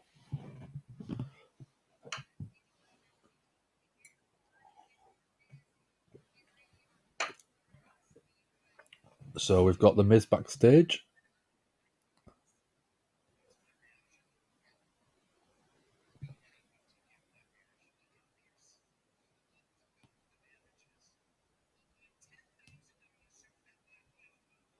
So Miz wasn't happy with Rick Boogs returning last week, and Adam Pearce is going to get a bill for a $10,000 soon. Oh, out comes Rick Boogs from Adam Pearce's office.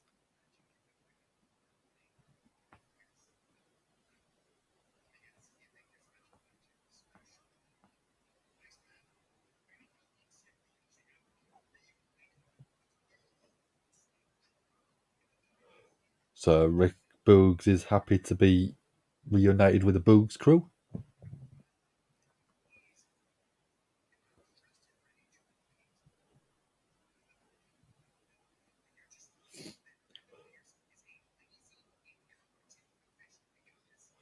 So Miz is running down Adam Pearce, even though Adam Pearce is stood right behind him. Oh yeah, Sassy's. I mean, if you go back and read the chat earlier on, it's filthy. Sassy and Michael need to wash their mouths out. I say that, but obviously it's been typed with a keyboard, so really, really filthy. They was not very well behaved. I had to put him in a timeout.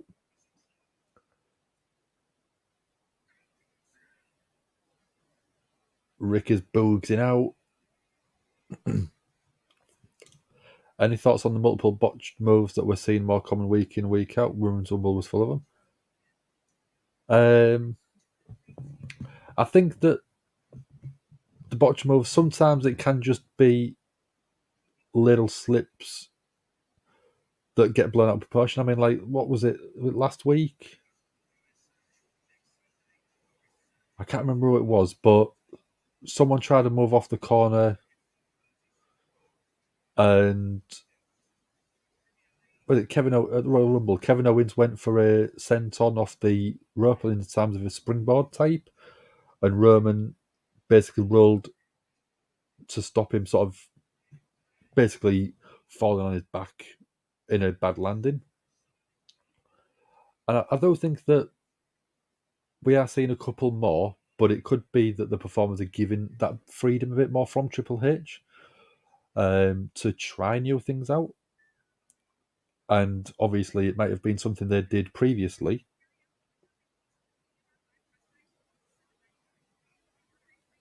So if they've basically not been doing that move for a while, maybe a little bit rusty on it. I know I would be. Clean their fingers. Yeah, wash their hands. Yeah. I think they need to.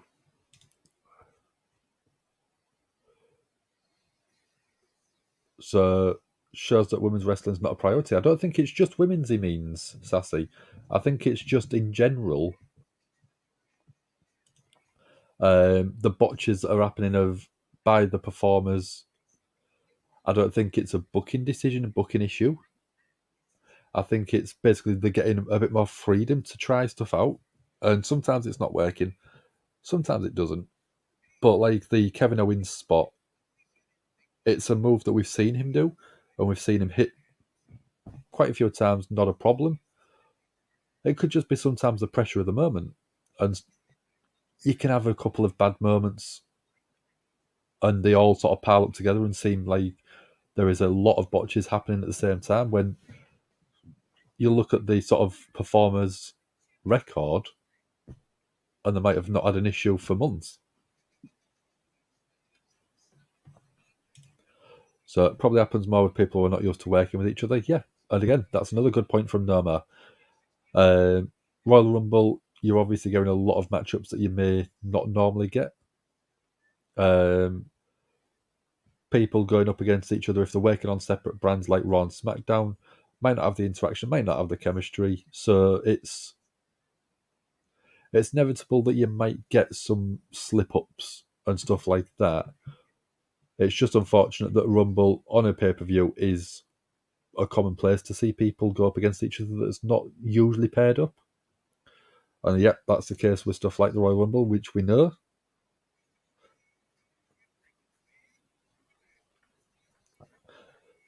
But yeah, I mean, with the botch side of things, there's there's that many different things that can be affected and causing that I don't think it's the most detrimental thing to the shows. Best rock album and best metal performance, Ozzy Osbourne. Legend of the game. Did the soundtrack, the song for Survivor Series, War Games, Parasite, great song. And we're getting Chelsea Green come out to the ring now.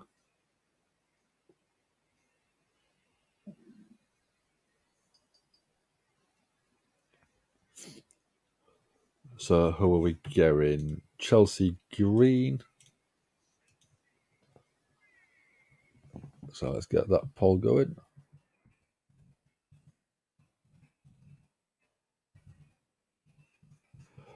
Who do we think it's going to be?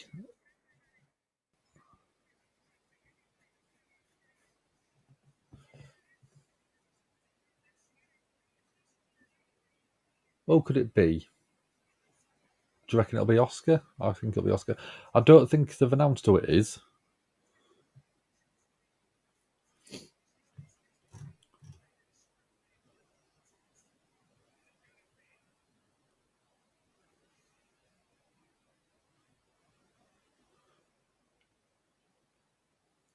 Who is it?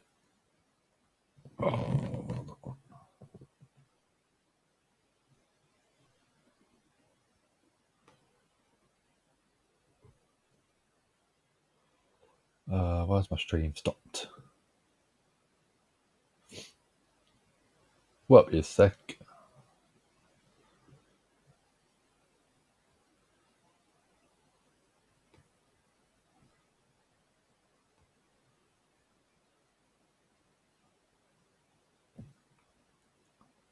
Come on.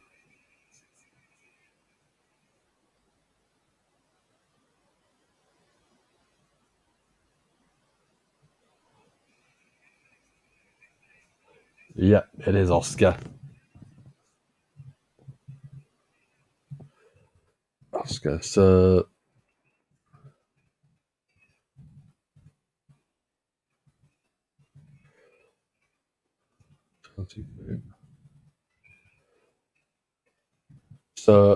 on the outside, we've got Liv Morgan, we've got Raquel Rodriguez. Paul should be coming any second. There we go. Oh, we've got Natalia as well. So the other women that Chelsea Green has basically run her mouth out. Carmella's back as well.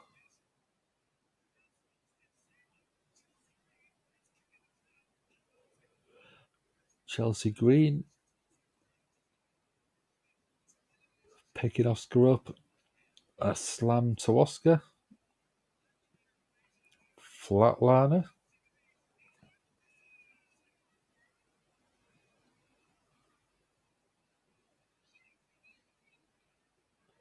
So Chelsea shouting at Carmella that she should be in the chamber match. Oh, we've got Nikki Cross outside as well. Natalia. Everyone, all of the women in the Elimination Chamber match on the outside, apart from Oscar, who's in the ring.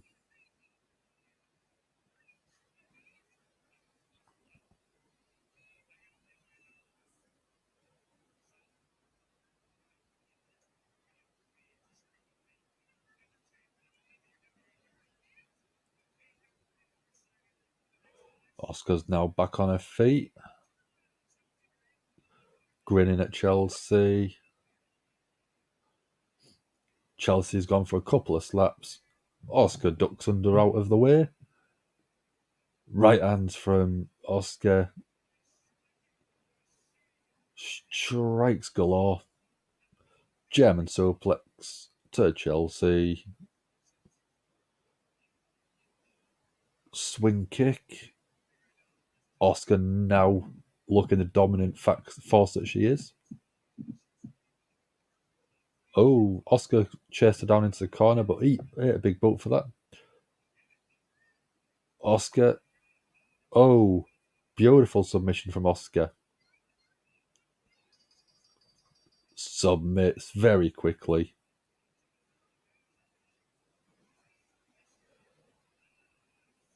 This is the Oscar we want, isn't it? Really, really dominant. Really, really aggressive.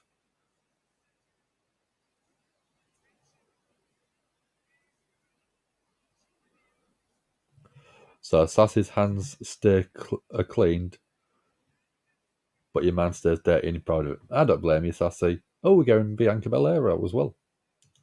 Got a microphone. Let's see what she's got to say.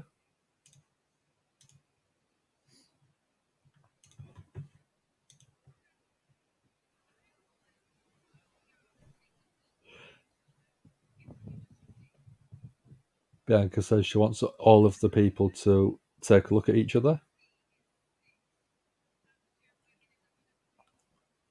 Bianca says she sees 6 top-tier women.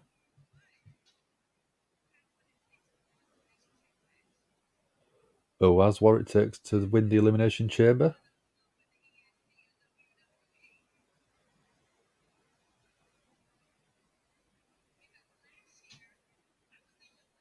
So last year, Bianca was in everyone else's position.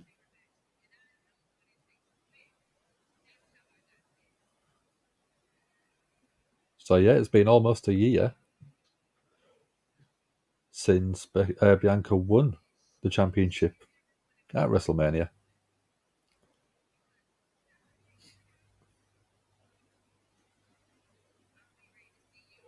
Bianca says she'll be ready to see whoever wins the Elimination Chamber at WrestleMania. Oh, do we think is going to win that? Oscar, yeah.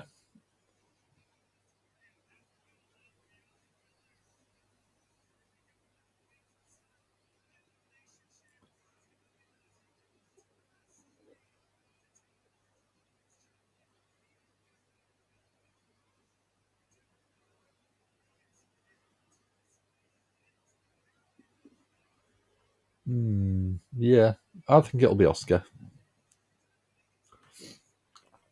Oscar versus Bianca is money. Yeah, 100%. Chelsea will get your vote for the best ring wearer of the night. We haven't finished yet. There might still be others. Bianca gets your vote looking feel very strong. Yeah. Let's get a pepperoni in me.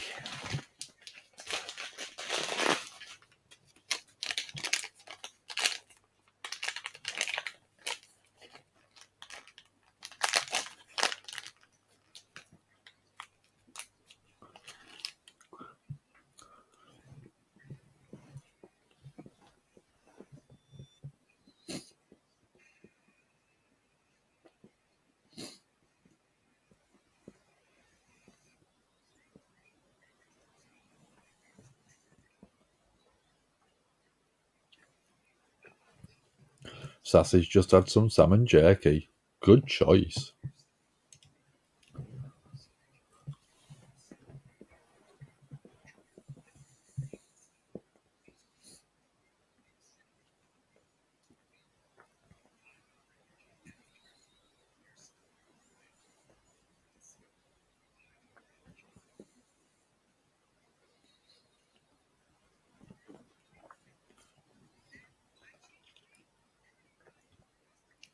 So I mean, like these are very similar to sort of like jerky, Slim Jim type things. Slim Jims are a lot chewier than these. Sort of the meat on these is a lot more sort of cooked, and it's a lot sort of. It's closer to jerky meat, but in the style of the Slim Jim. Oh, stream's playing up again.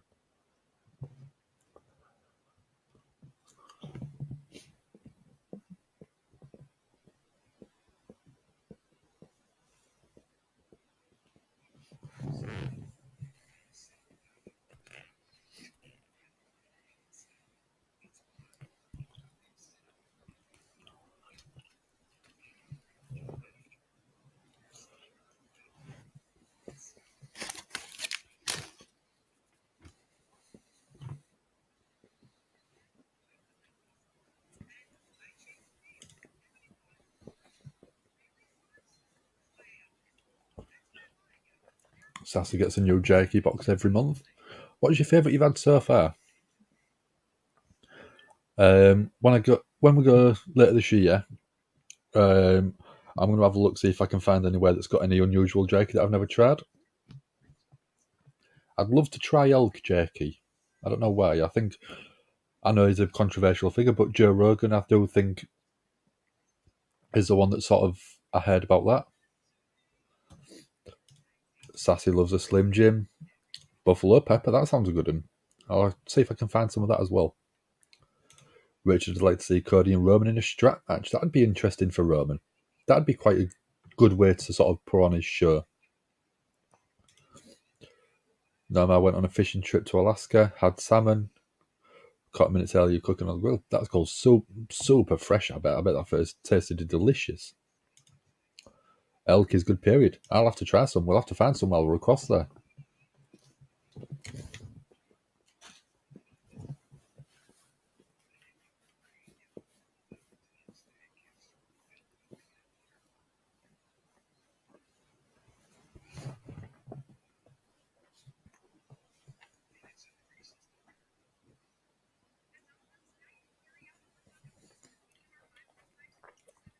Is there any stores that you'll recommend, Sassy, where you can get good jerky from that I can have a look at while I'm across there? Same, but with catfish. That's not something I've ever thought of trying, but I'd give it a go.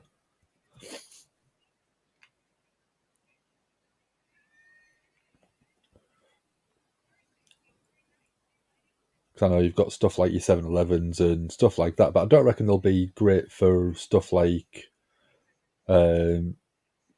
unusual jerky.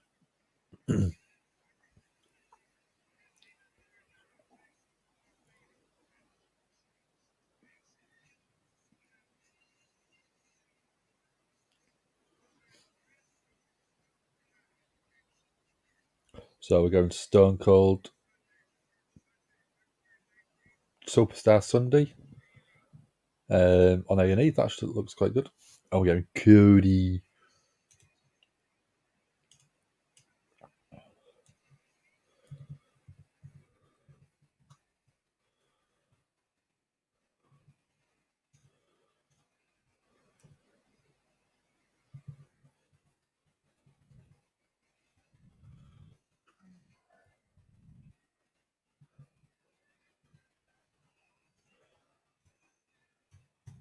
Yeah, is there anywhere that people recommend if I'm in the US, LA, or sort of the Bay Area, where people recommend to get some good jerky from?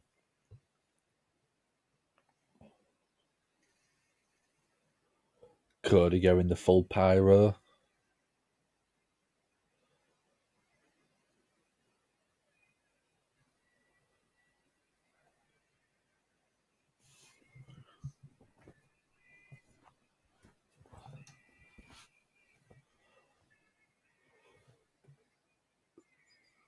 So as of right now,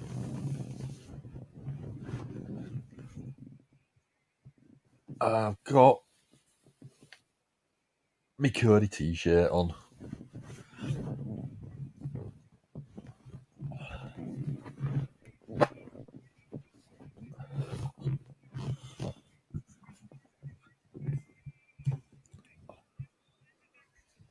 So even more pyro for Cody. Going all of the pyro that's available, I think. Even Brock didn't get his pyro, I don't think.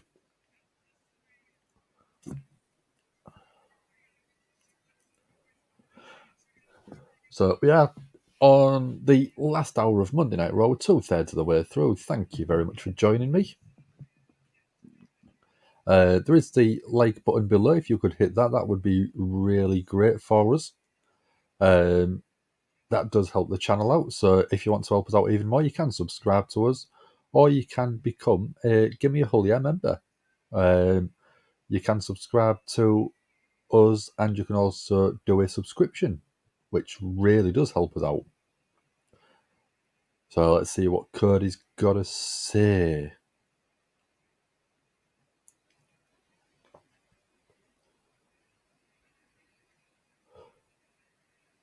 I mean, Cody's getting cheered, which is better than what Batista had.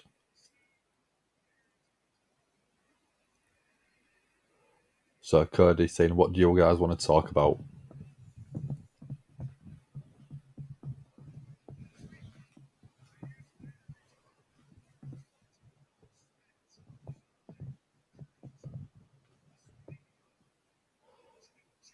So Cody's saying that he's spent his time last week talking about Roman Reigns.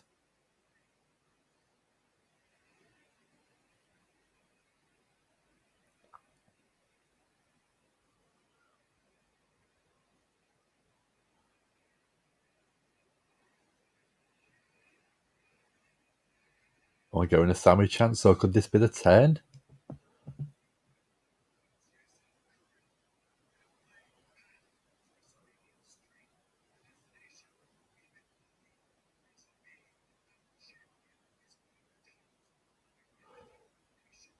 So Cody's saying that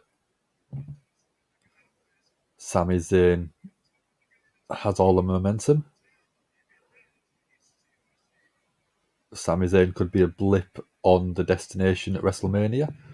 So obviously, if Sami won, it'd be Cody versus Sami at Mania.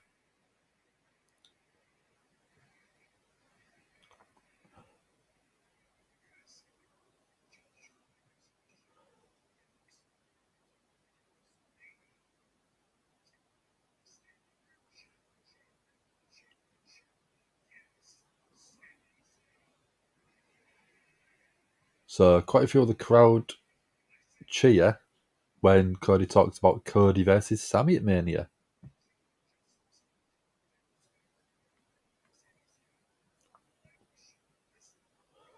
Cody's wishing the best to Sami Zayn. Oh, I'm going Paul Heyman.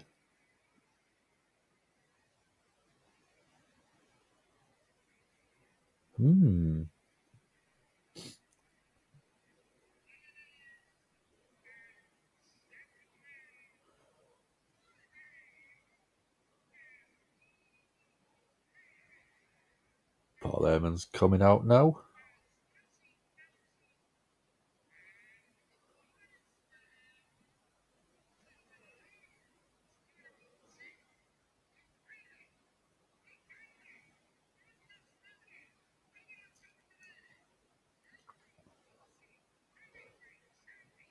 Sami chant, not good for Cody.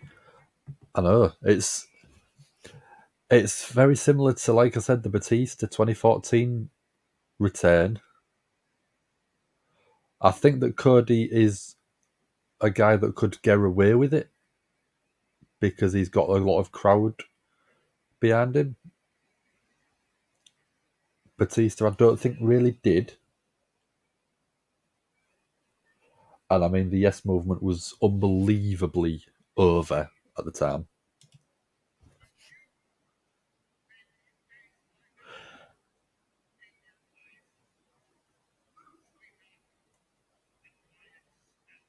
So Paul Heyman saying that he hopes Cody finds something out without Paul Heyman's expense.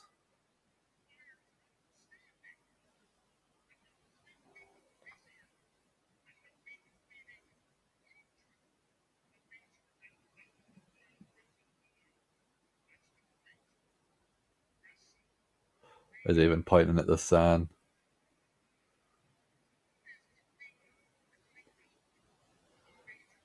So the week coming out of the major event.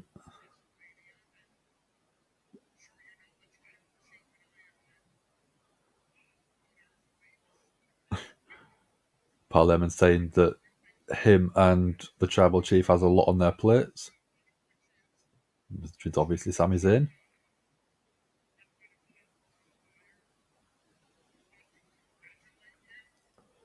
So everyone, including Paul Heyman, wants to congratulate Cody on winning the Rumble.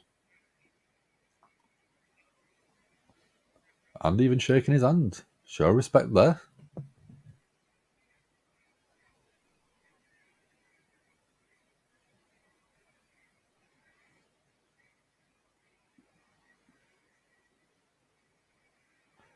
So what's Cody going to say? We're going to "You Deserve It" chant as well.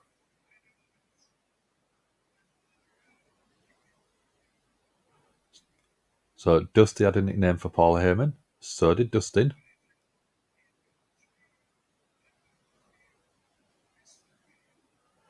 So Cody's going to be respectful and call him Mr. Heyman.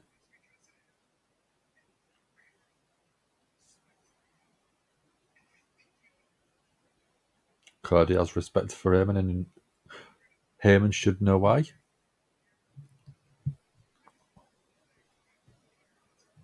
So Cody's going to pull back the curtain for everyone watching at home and everyone in the crowd.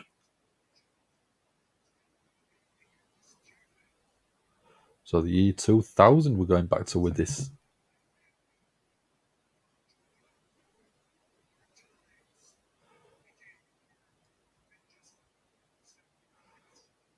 So there was hard times for the Rhodes family in the 2000s.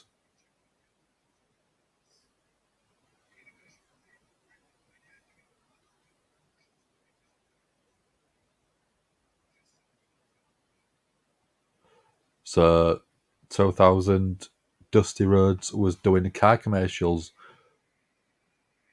to actually keep the car, and it wasn't even for the money.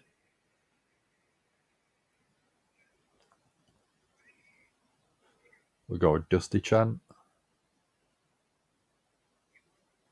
So Dusty got a phone call, and it was Paul Heyman.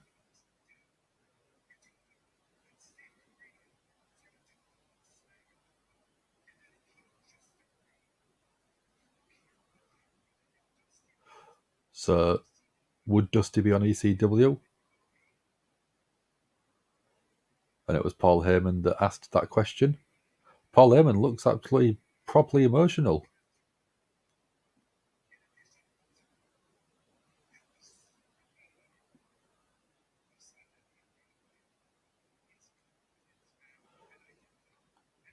So ECW gave Dusty his confidence back,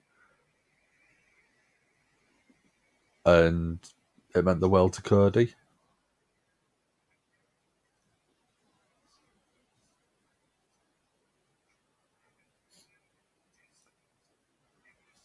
So before Cody was there, he was somewhere else causing disruptions.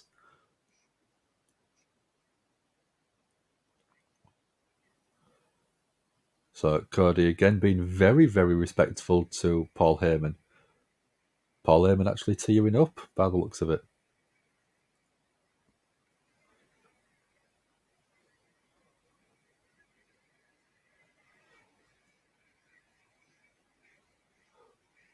We're going a "Thank You, Paul" chant now.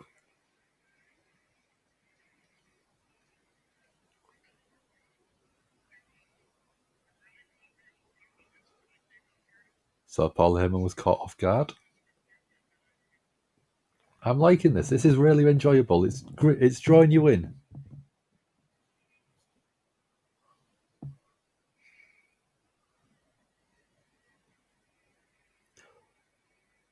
Again, Paul Heyman either doing an unbelievable job in selling.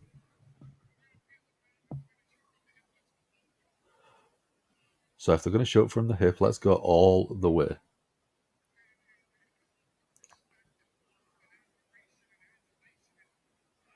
With all the love, respect, and adulation.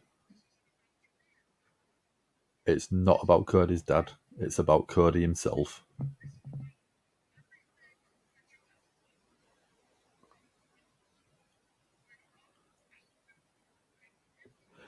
So Cody being out of the door, back in the door to winning the Rumble.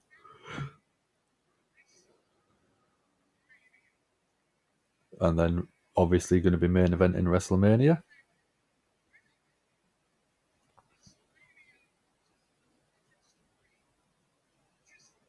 Winning the Rumble is different to winning WrestleMania.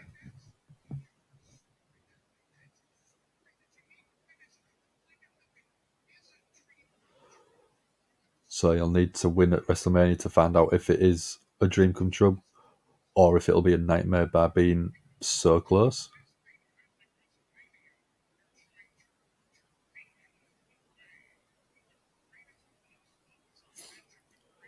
So you're not just trying to win at WrestleMania, you're trying to take from the greatest draw of all time. Arguable, debatable.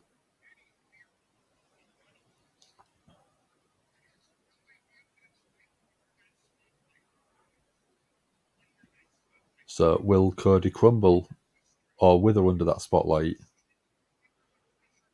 Could he self-destruct under the pressure? We don't know.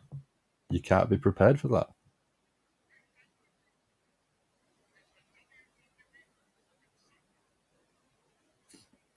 So around the corner is the WWE Performance Center.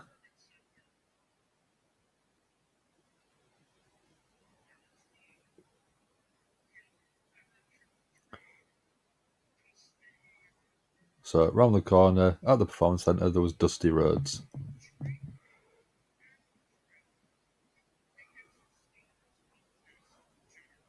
So Cody's father built, trained and prepared Seth Rollins.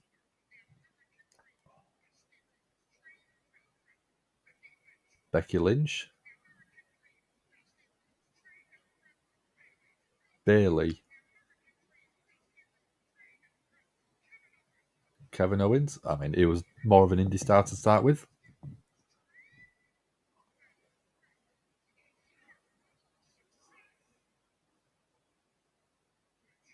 Roman Reigns as well. So they're obviously trying to tie Dusty into this story.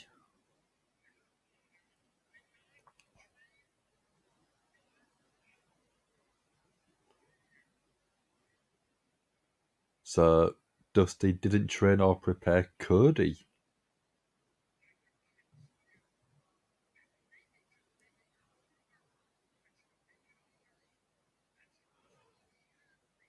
So Paul Heyman is saying that could Dusty have been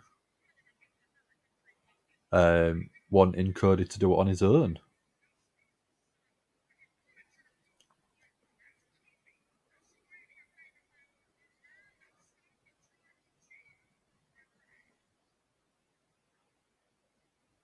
So yeah, Cody's dad is technically trained his opponent at WrestleMania, which is a very, very clever way to build this story. So Paul Heyman can't put into words how much he loved Dusty Rhodes, sorry.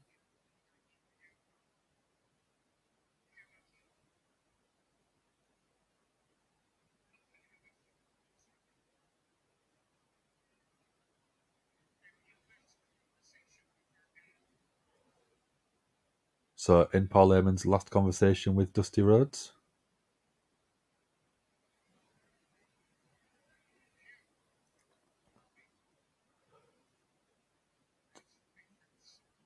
Dusty told Cody that Cody was his favourite son.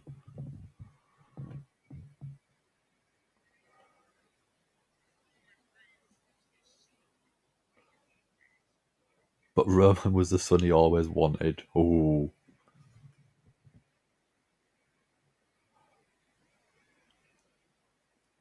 A mic drop from Heyman.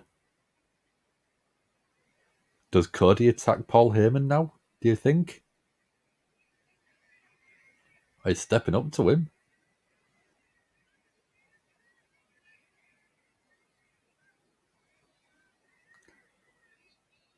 Cody don't look too pleased. But he's offering his hand to Heyman. Paul Heyman's being the slimy weasel now.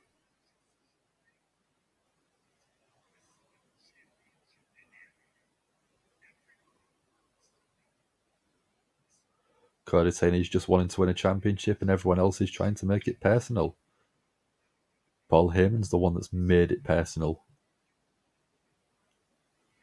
Roman Reigns is the one that's going to pay for it.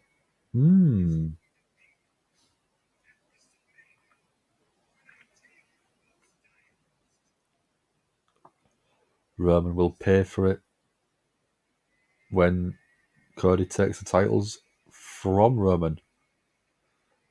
Very good segment, very good promo. good back and forth. That's what I like.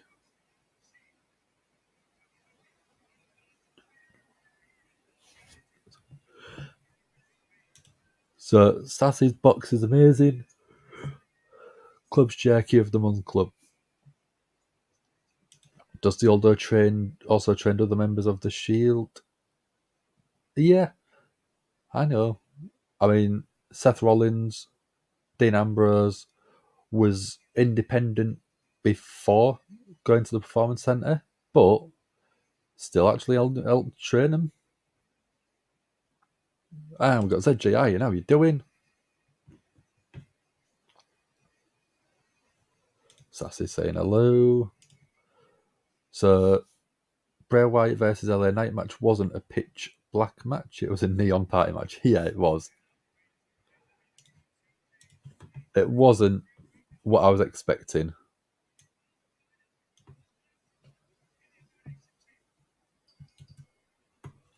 So let's get a poll ready for our song, because I know he's probably going to ask in a second.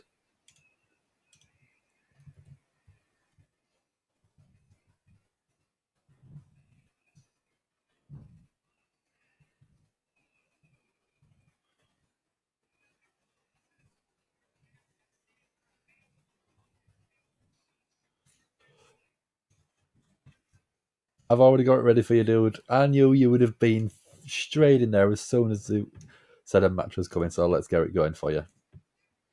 There you go.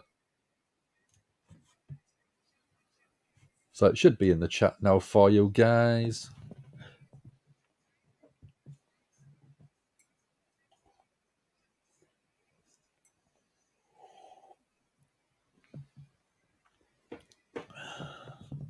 So I know Todd's probably not in the chat anymore, but I'm going to carry on what he was doing earlier on.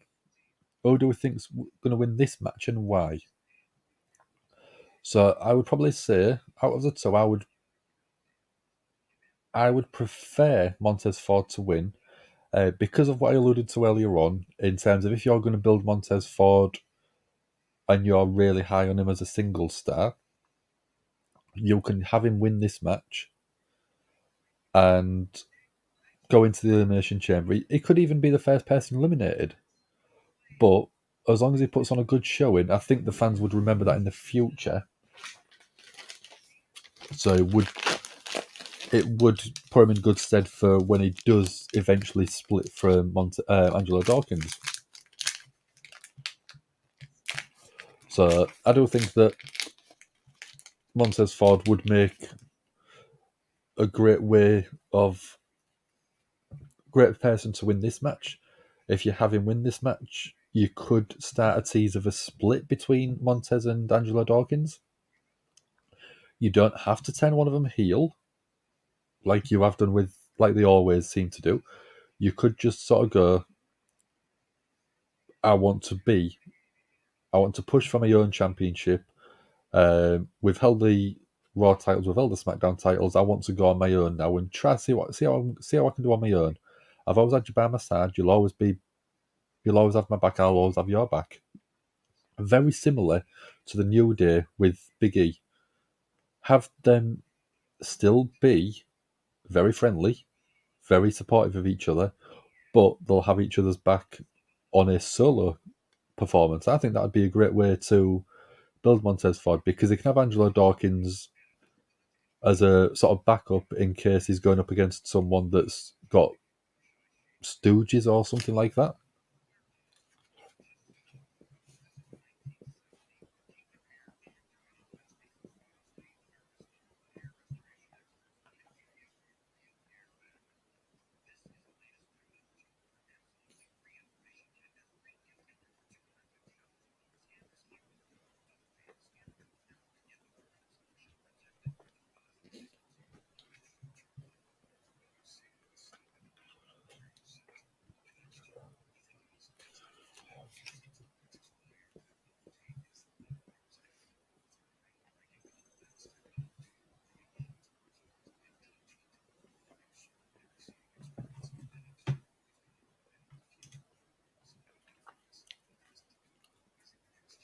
Dawkins could do with being healed to give his character more dimensions. He could do. I'm not saying it would be a bad thing turning him heel, but I think with the crowd behind him, I think keeping him face would mean that he could turn on Dawkins when Dawkins could turn on Montez Ford if Montez Ford had a title, and that would produce the heel at the time saying, "Well, you've got a title. I want the title now," and turn on him afterwards. I think keeping him face for a while would be great, and then turn him when you least expect it.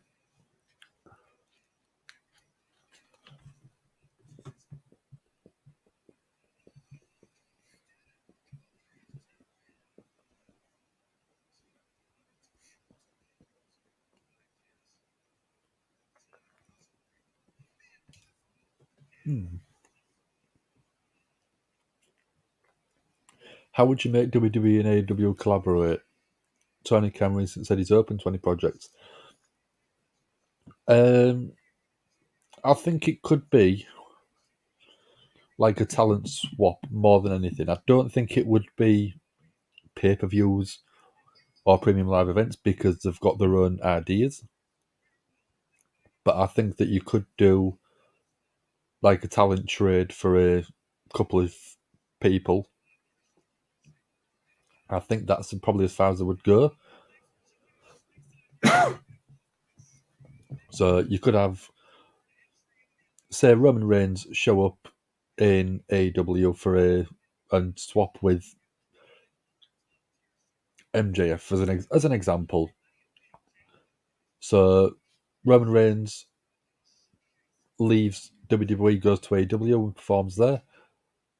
MJF appears in WWE. It could be a way to gauge crowd reaction, and then if that works, do someone else, and then do someone else, and then basically have like a trade-off with performers. Very similar to sort of like the breakdown of when we had the original brand split and it was two separate brands and you had like trades and stuff like that. But do it all behind the scenes. Don't do it blatant because then it just feels very storyline-esque.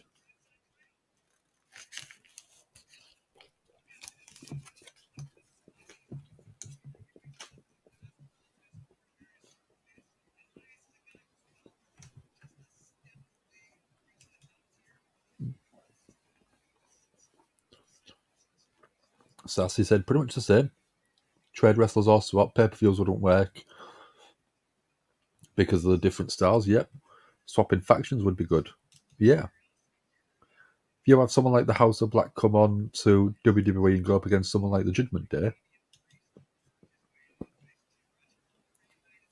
I think that'd be quite cool.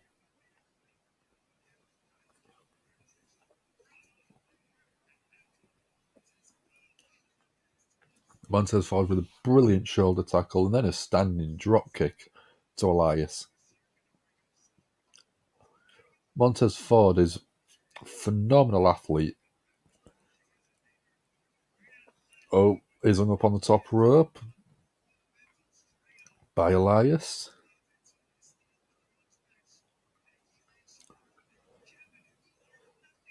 What's Elias going to do here? Chops, right hands, chops, kicks to the midsection, forearms to the face. Great aggression shown from Elias. You've got Austin Theory on commentary as well.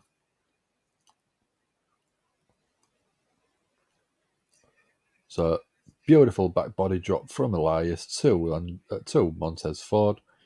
Montez rolling outside in front of the announce desk. Montez Ford into the barricade. And then, side slam onto the steel steps.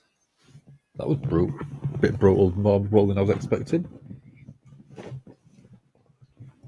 Tablet needs to be on charge, so just grab the cable.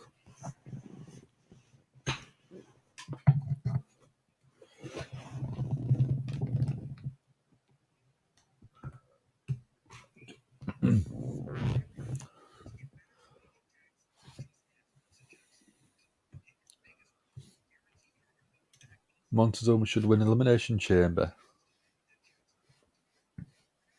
Why have I gone blurry? There we go. That's better. So, we've got in the match already. We've got Seth Rollins. We've got Austin Theory. We've got... who else? Damian Priest. Oh. So the main obstacle would be that Vince wouldn't agree unless he had total control of everything. Very cool idea, though. Yeah, it's a great idea. Like I said, it's great having sort of different people's opinions and views in, because you throw questions into me that I probably wouldn't think of to start with. But it's always great having sort of different ideas from different people, because if it was just me talking, it'd be boring. Another issue is how scripted WWE is. AEW stars will not go to WWE if their creative is controlled. It might be where they get a little bit of freedom to sort of pitch an idea before going across. So it might be, if you was going to bring someone like, say, the House of Black across, they might sort of plan a storyline out, see what people think, give sort of key points on what's going to happen, and give, say, the WWE guys a little bit more freedom to see how they do, rather than limit the AEW performers. Give the WWE performers a little bit more freedom and maybe learn something from the AEW guys. You'll look at the House of Black.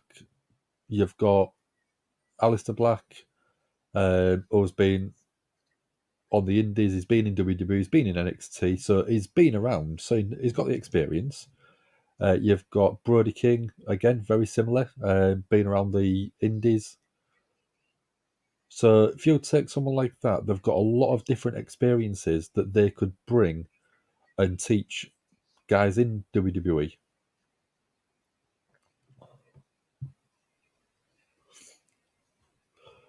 So Sassy would love a Jericho and Seth swap. That'd be a good combination. Let's have a look. If you could make a premium live event, what would the name be? Where would the location be? Does it have a gimmick match? What would the gimmick match be? You can make it your own. I don't know about making my own, but I would bring back Backlash. Main reason is I loved it in 2000, 2001. You used to have the swinging pendulum things at the entrance ramp. That'd be awesome. I don't mind the pay-per-views they've got. I just want them to have different sets for each of the big shows. You looked at the show, you instantly knew what it was. You had like No Mercy, a custom background design, and a set design. Backlash had its own. What else is the Vengeance had its own, and it was great having every single show have its own look and feel, because it distinguished from one show to the next. But at the minute, you've got the same set design for Monday Night Raw, SmackDown, and then some of the pay-per-views, premium live events. So it doesn't make it feel much different. If I could, the location would be, I'd probably say the Etihad Stadium in Manchester in the UK. It's a big stadium. The only problem is in the UK we do get a lot of rain, so there is no roof on there. So it would probably have to be the O2 Arena in London, where Money in the Bank has been held this year. So I do think that it'd have to be a roof stadium. So Cardiff, obviously, you've got the Principality Stadium where Clash at the Castle was. And I think them are the only two places that would be big enough, or Wembley Arena maybe. kind of imagine the pop Mox would get if he stepped into the ring in front of one of those big WWE crowds. Yeah. Him going up against Roman, I think, would be a great pairing. The proper Moxley character going up against the proper Tribal Chief would be money, I think. And MJF heating up a WWE crowd, just tearing him down. I don't think they'd be prepared for the brutality of how MJF could be. The hooks, yeah. The hooks was amazing. Second pay-per-view I ever sat and watched live, Backlash 2000, after the Royal Rumble, after WrestleMania, sorry. That was the one that Austin returned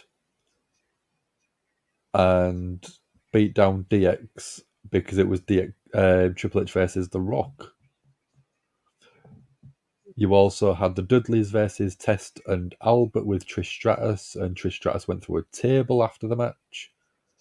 And you had Crash Holly defending the hardcore title in a basically crazy match. So Sassy's gone. Survival is the name. Survivor Series matches between WWE, AEW, GCW, Impact, and New Japan. That'd be insane. There'd be too many people trying to get their story over and win the match, get their character over. I don't think that many would work, but I'd love to see it.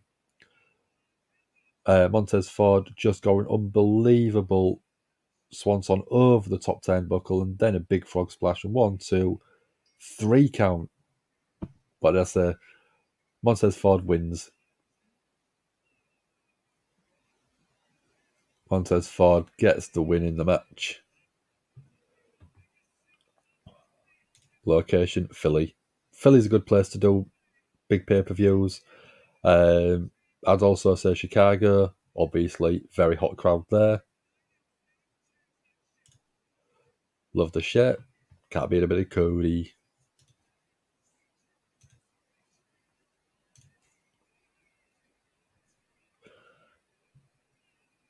Out of nowhere, Seth Rollins.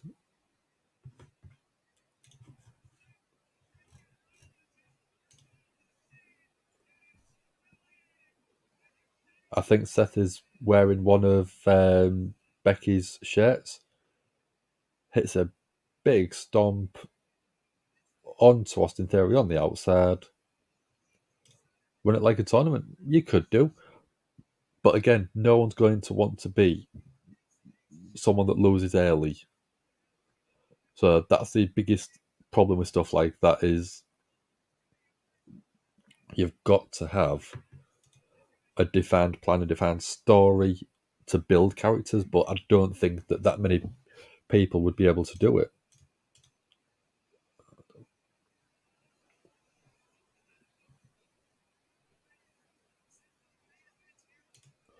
So if you want to, you can support the channel. We have got our Patreon link in the description. If you don't want to do a Patreon, you can do the YouTube subscription service.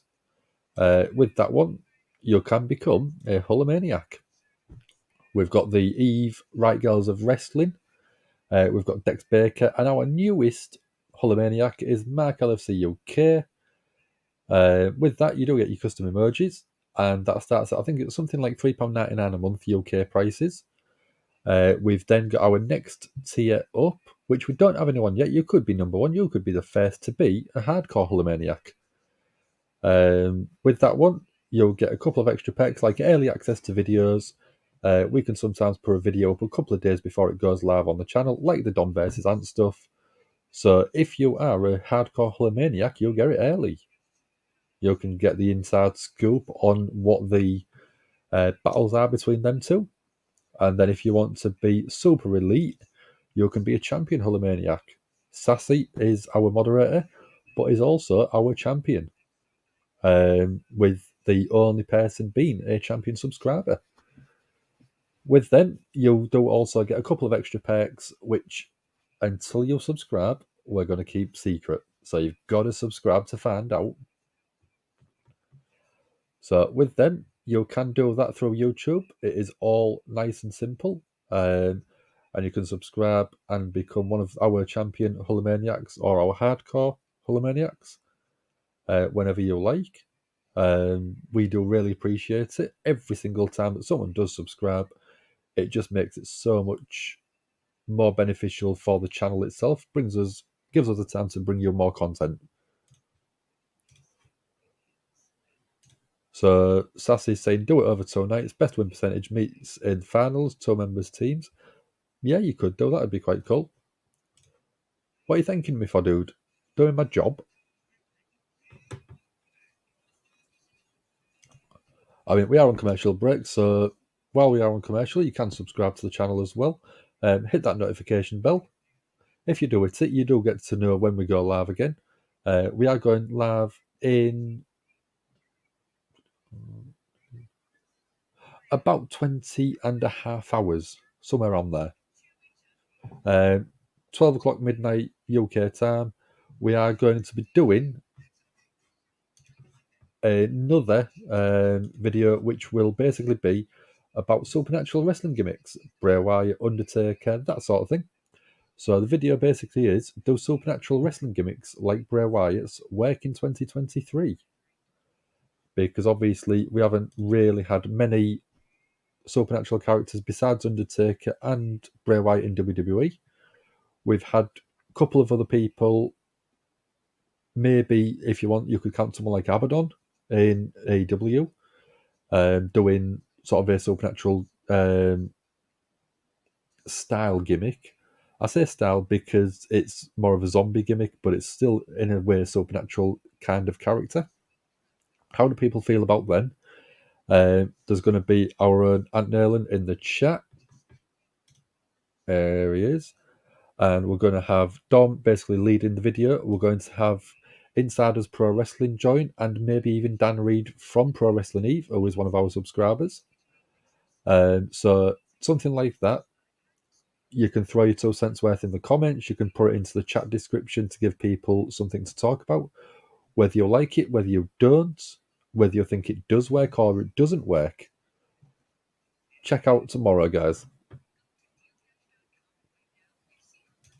Noma's done some bit of Googling for me. A lot of places in LA specialise in exotic jerkies. Cool. That'll be awesome. Can't wait to go across there and try some. I might have to try and bring a load back in my luggage. Bloodsport returns in March. Can't wait. I bet you can't. That probably means Moxley's going to be in it. Counterpoint. That's a cool idea. Madison Square Garden gimmick. 2 gauntlet matches, but 4 men, women start in the ring. 4 more come into the ring. 4 on 4 if you get thrown over. Part 2, next one out. Yeah, that sounds cool. Like that, Sassy says. Noma's always liked Paul Bearer. ZJR, yeah. Can you get the last vote? Yep, you can. Don't worry about that, my dude. So, contract signing next Monday night on Raw. Bobby Lashley versus Brock Lesnar for the Elimination Chamber.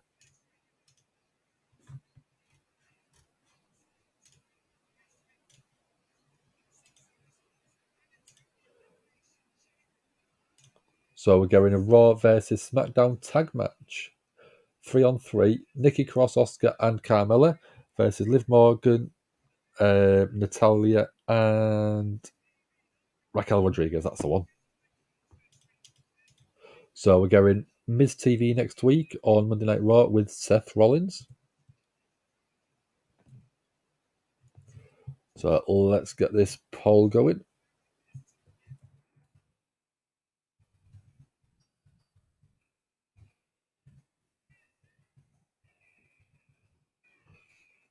There you go. Poll is in the chat. So they're starting it with 20 minutes left, so it must mean we'll probably go in the full match. If you get thrown over the top, you're eliminated and your team will lose the member. If the first team of 4 gets eliminated, the next team will go against the next, and then it's a 4v4 battle, or 3v4, 2v4, 1v4. Interesting. Very cool idea, dude. Not just in, but many from New Japan, Impact, AEW, GCW, and small indies. Matches are intense. Yeah, they are. Is it Josh Barnett that sort of the one that basically sets it up, if I remember rightly?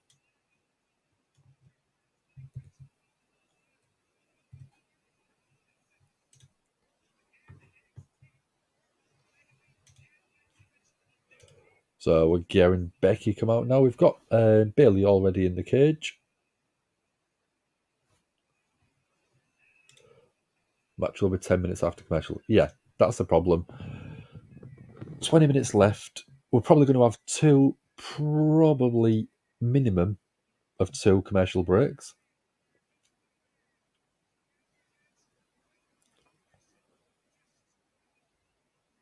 But this is where I think that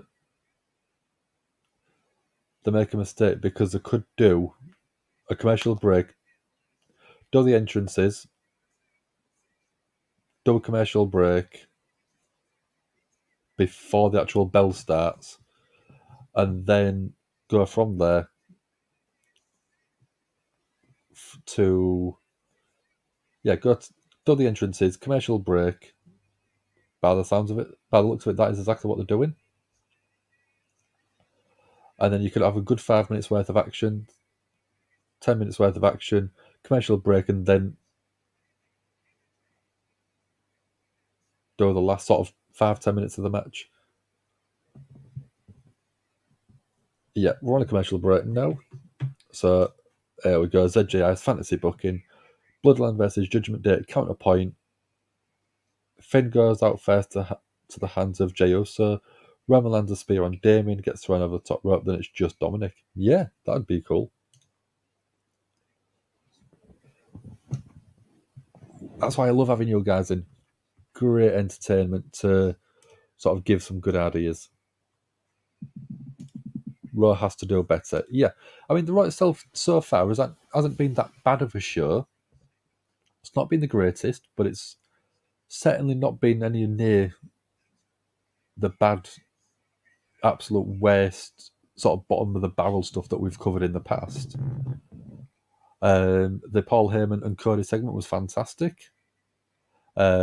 Chelsea Green with a couple of segments couple of segments in the match was great at pouring over her character.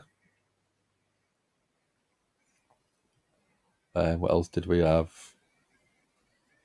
Montez Ford and Elias match was reasonable. The Women's Elimination Chamber qualifier was again a very good match. So it's not been the worst Raw overall. We've got sort of like about 17 minutes left, and then I'll get my Raw recap done.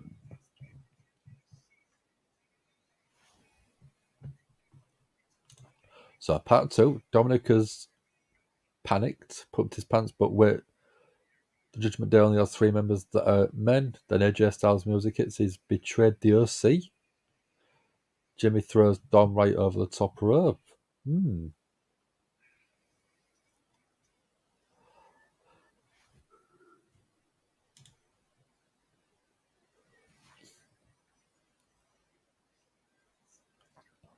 I'm waiting for part 3, dude. I'm waiting for part 3.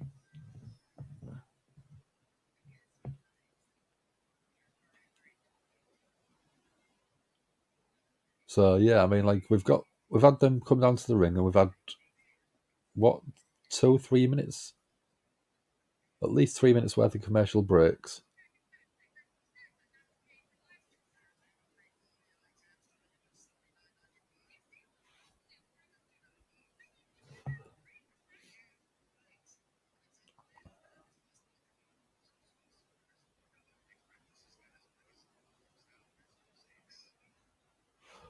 That one. So Sassy had like Austin to lose in Chamber early to build up suspense to new championship. Yeah. Then he can wrestle Cena at Mania to rebuild his confidence, win back the belt at SummerSlam. Again, yeah, great idea from Sassy.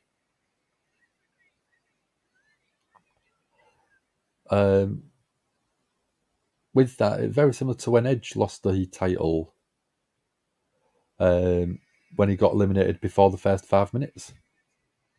It expired, and we had the second first person released from the pod, which that'd be a really cool way to do it.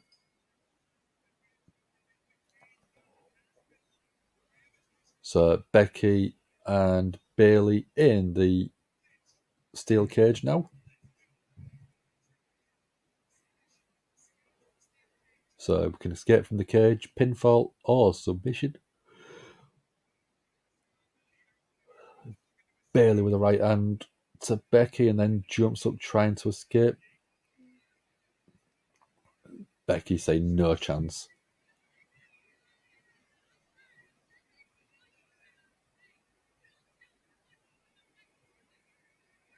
Bayley saying to Becky, you don't tell me what to do. Where's my phones? Where's it gone? Ah, there they are.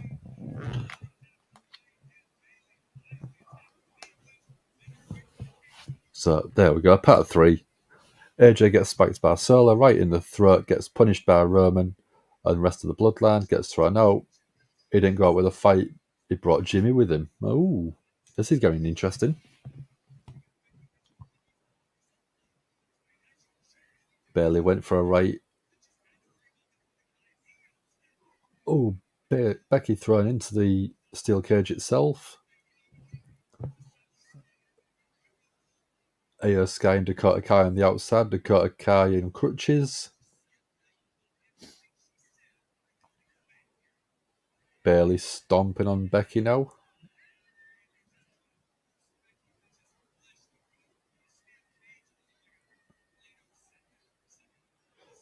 Pin one. Very early kick out. Only a 1 count for Bayley. Bayley looks like she's climbing up again.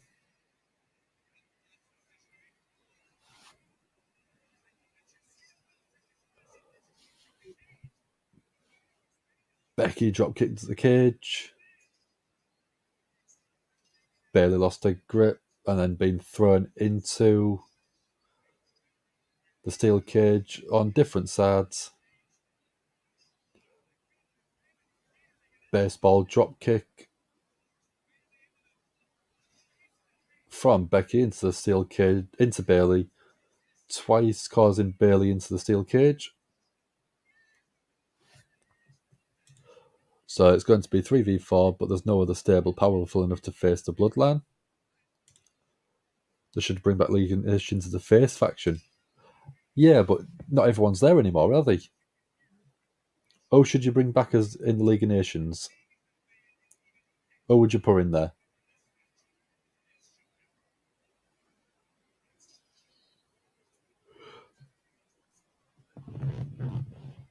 Bayley again thrown into the cage. Becky now climbing up, looking to escape. Bayley grabs the ankle, stops Becky going any further.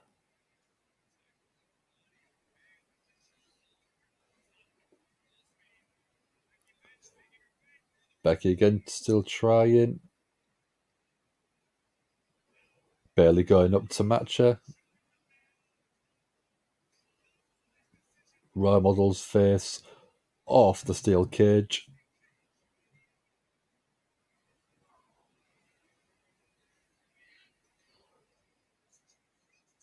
Bayley now throwing Becky into the steel cage, then throwing her off the top rope.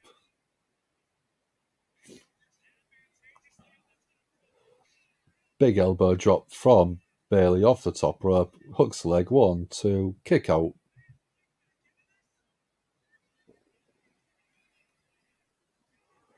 There we go. So we're on commercial break now.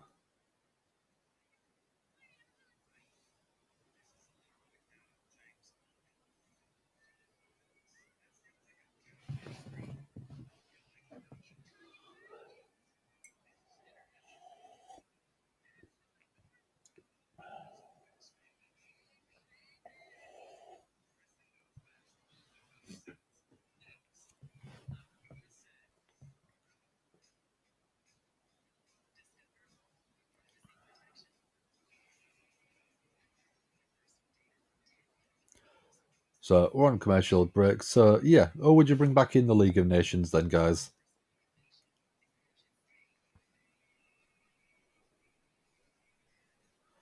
You could have Drew, Scotland, Sheamus from Ireland.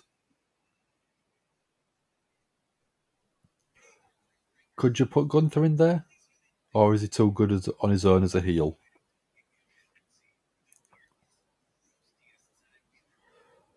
Um,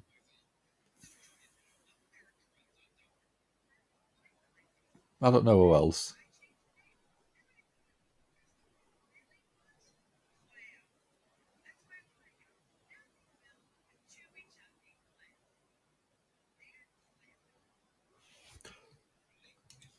So Sassy's gone Drew, Sheamus, Bronson Reed, Ciampa, Dragon Lee, and Shinsuke. That's a good pair. That's a good combination. You've got sort of like the big beefy guy in Bronson Reed. You've got the workhorse like Shinsuke. You've got the athleticism of Dragon Lee. You've got sort of the brute force of Drew and Sheamus. And you've got sort of like the psycho in terms of Ciampa. Great set. That'd be quite cool.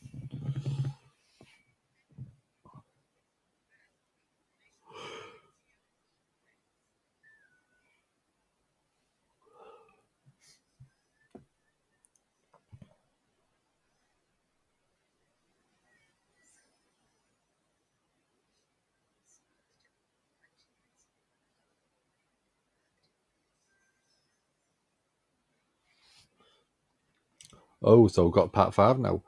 So Ludwig Kaiser and Gunther is fighting along and Giovanni versus Roman. So the fourth member comes out. Beethoven Hans. Oh, was Alexander Wolf comes out. Again, crazy booking, but awesome. And then they would be managed by Sonya Deville. Again, really cool. Great booking, guys. Keeping me awake.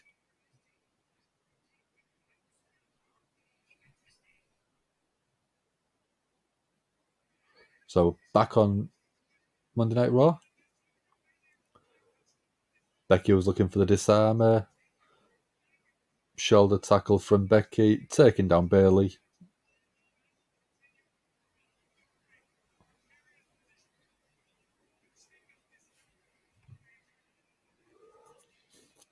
I haven't seen Jinder Mahal in a while. He might fit in. I think he's gone back down to NXT for a little bit. I think that's probably why.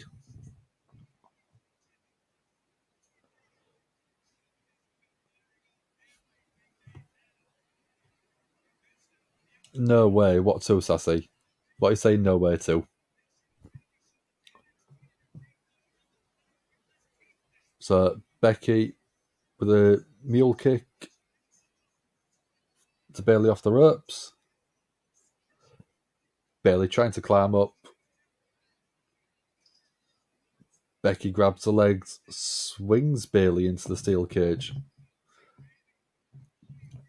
Something we haven't really seen. Jinder can't wrestle. That's probably why he's gone back down to NXT for a bit. ZJR's gone Otis and Chad, Sheamus and Joe, and Imperium. Again, that'd be quite good. I do think that Otis and Chad wouldn't be as good. I think Otis would be a good fit because he's a great character. So Becky looking at trying to build some momentum. We're going a Becky chant.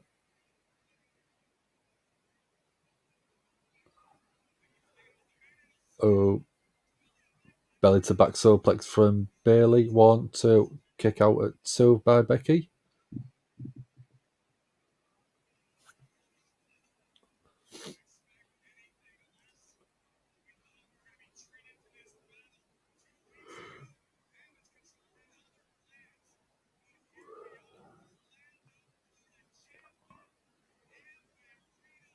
So it looks like a good full arena. Can only see 3 sides though. Bayley trying to climb up. Becky's grabbing the legs.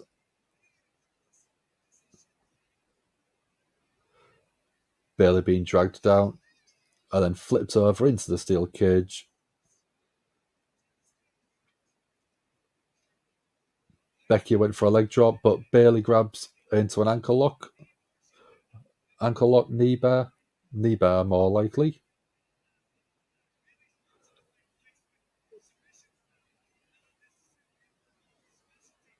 Becky's trying to crawl the way to the door.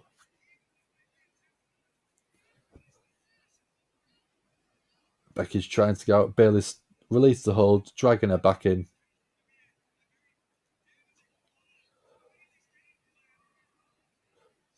Becky with a roll up 1, 2, kick out at 2. Bayley going back to that knee bar. That's better ZJI. I think that would be a better combination. Sassy likes Otis as an addition. Yeah, me too. Otis, yes. Chad Gable, no.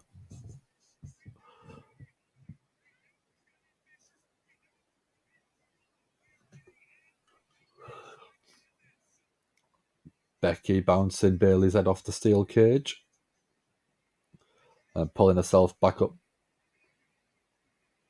Was going to go to climb out, but Bayley grabbed the ankle. Becky on the second rope. Now going up.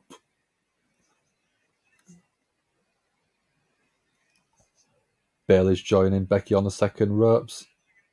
Battling. Bayley pushed off.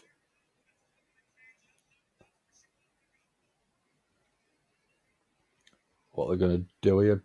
Both on the top rope. On the middle where it is the most sort of flexible. Bayley to belly. Off the top rope. Goes for a pin. 1, 2. Kick out at 2.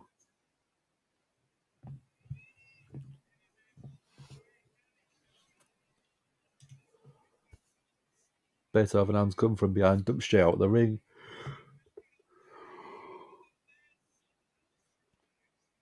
Imperium surrounds the ring, gets on each side. Roman Solo combined in the middle, Gunther and Hands go for Roman. Bring back DIY. I'd love him to bring back DIY. That'd be a great combination. Bayley's almost at the top of the cage. Becky's just got up. Becky climbing up. Right hands to Bayley on the top of the cage. Both of them sat on top of the cage now, exchanging right hands.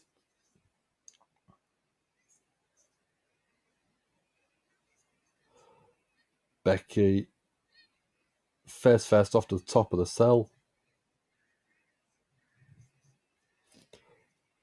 Becky's looking for the disarmer on top of this cage. Bayley fell. That looked a little bit awkward of a fall. Don't look good. Io Sky's climbing up the outside of the cage, outside of the cell. Both on top. Becky again face first off the top of the cage. Becky Lynch kicked off of the cage. Dakota Guy passing a crutch to Bayley. And then crutch to the midsection of Becky Lynch.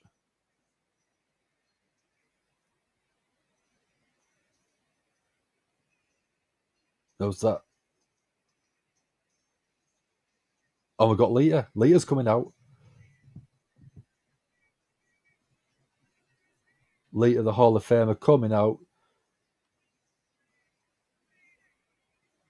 Grabbing Io Sky off the top of the... halfway up the cage.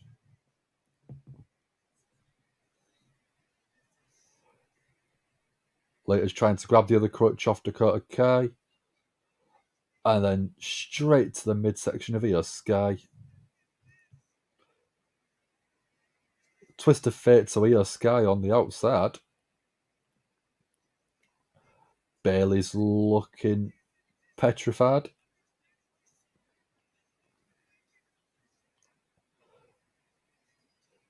Bayley was trying to climb out. Lita with the cage door. 1, 2, 3. Becky gets the pin after the slam. Assist from Lita's gotta be.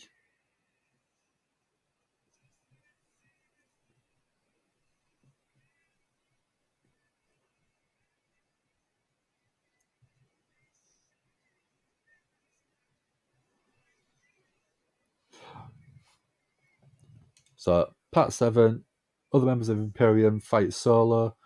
Roman fights Beethoven. Lita. So you've accidentally put Lita in the middle of your story. The other members dump Solo and corner Roman. Roman throws Giovanni out, and Gunther puts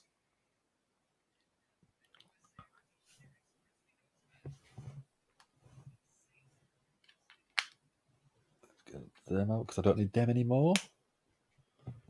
So let's see.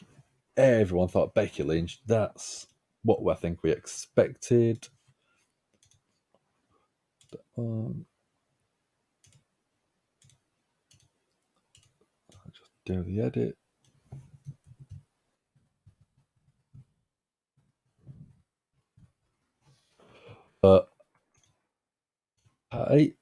You'll have to hurry up, dude, because I'm not staying around too much longer, I'm afraid. I've got sleep to get. It's 4 o'clock in the morning across here.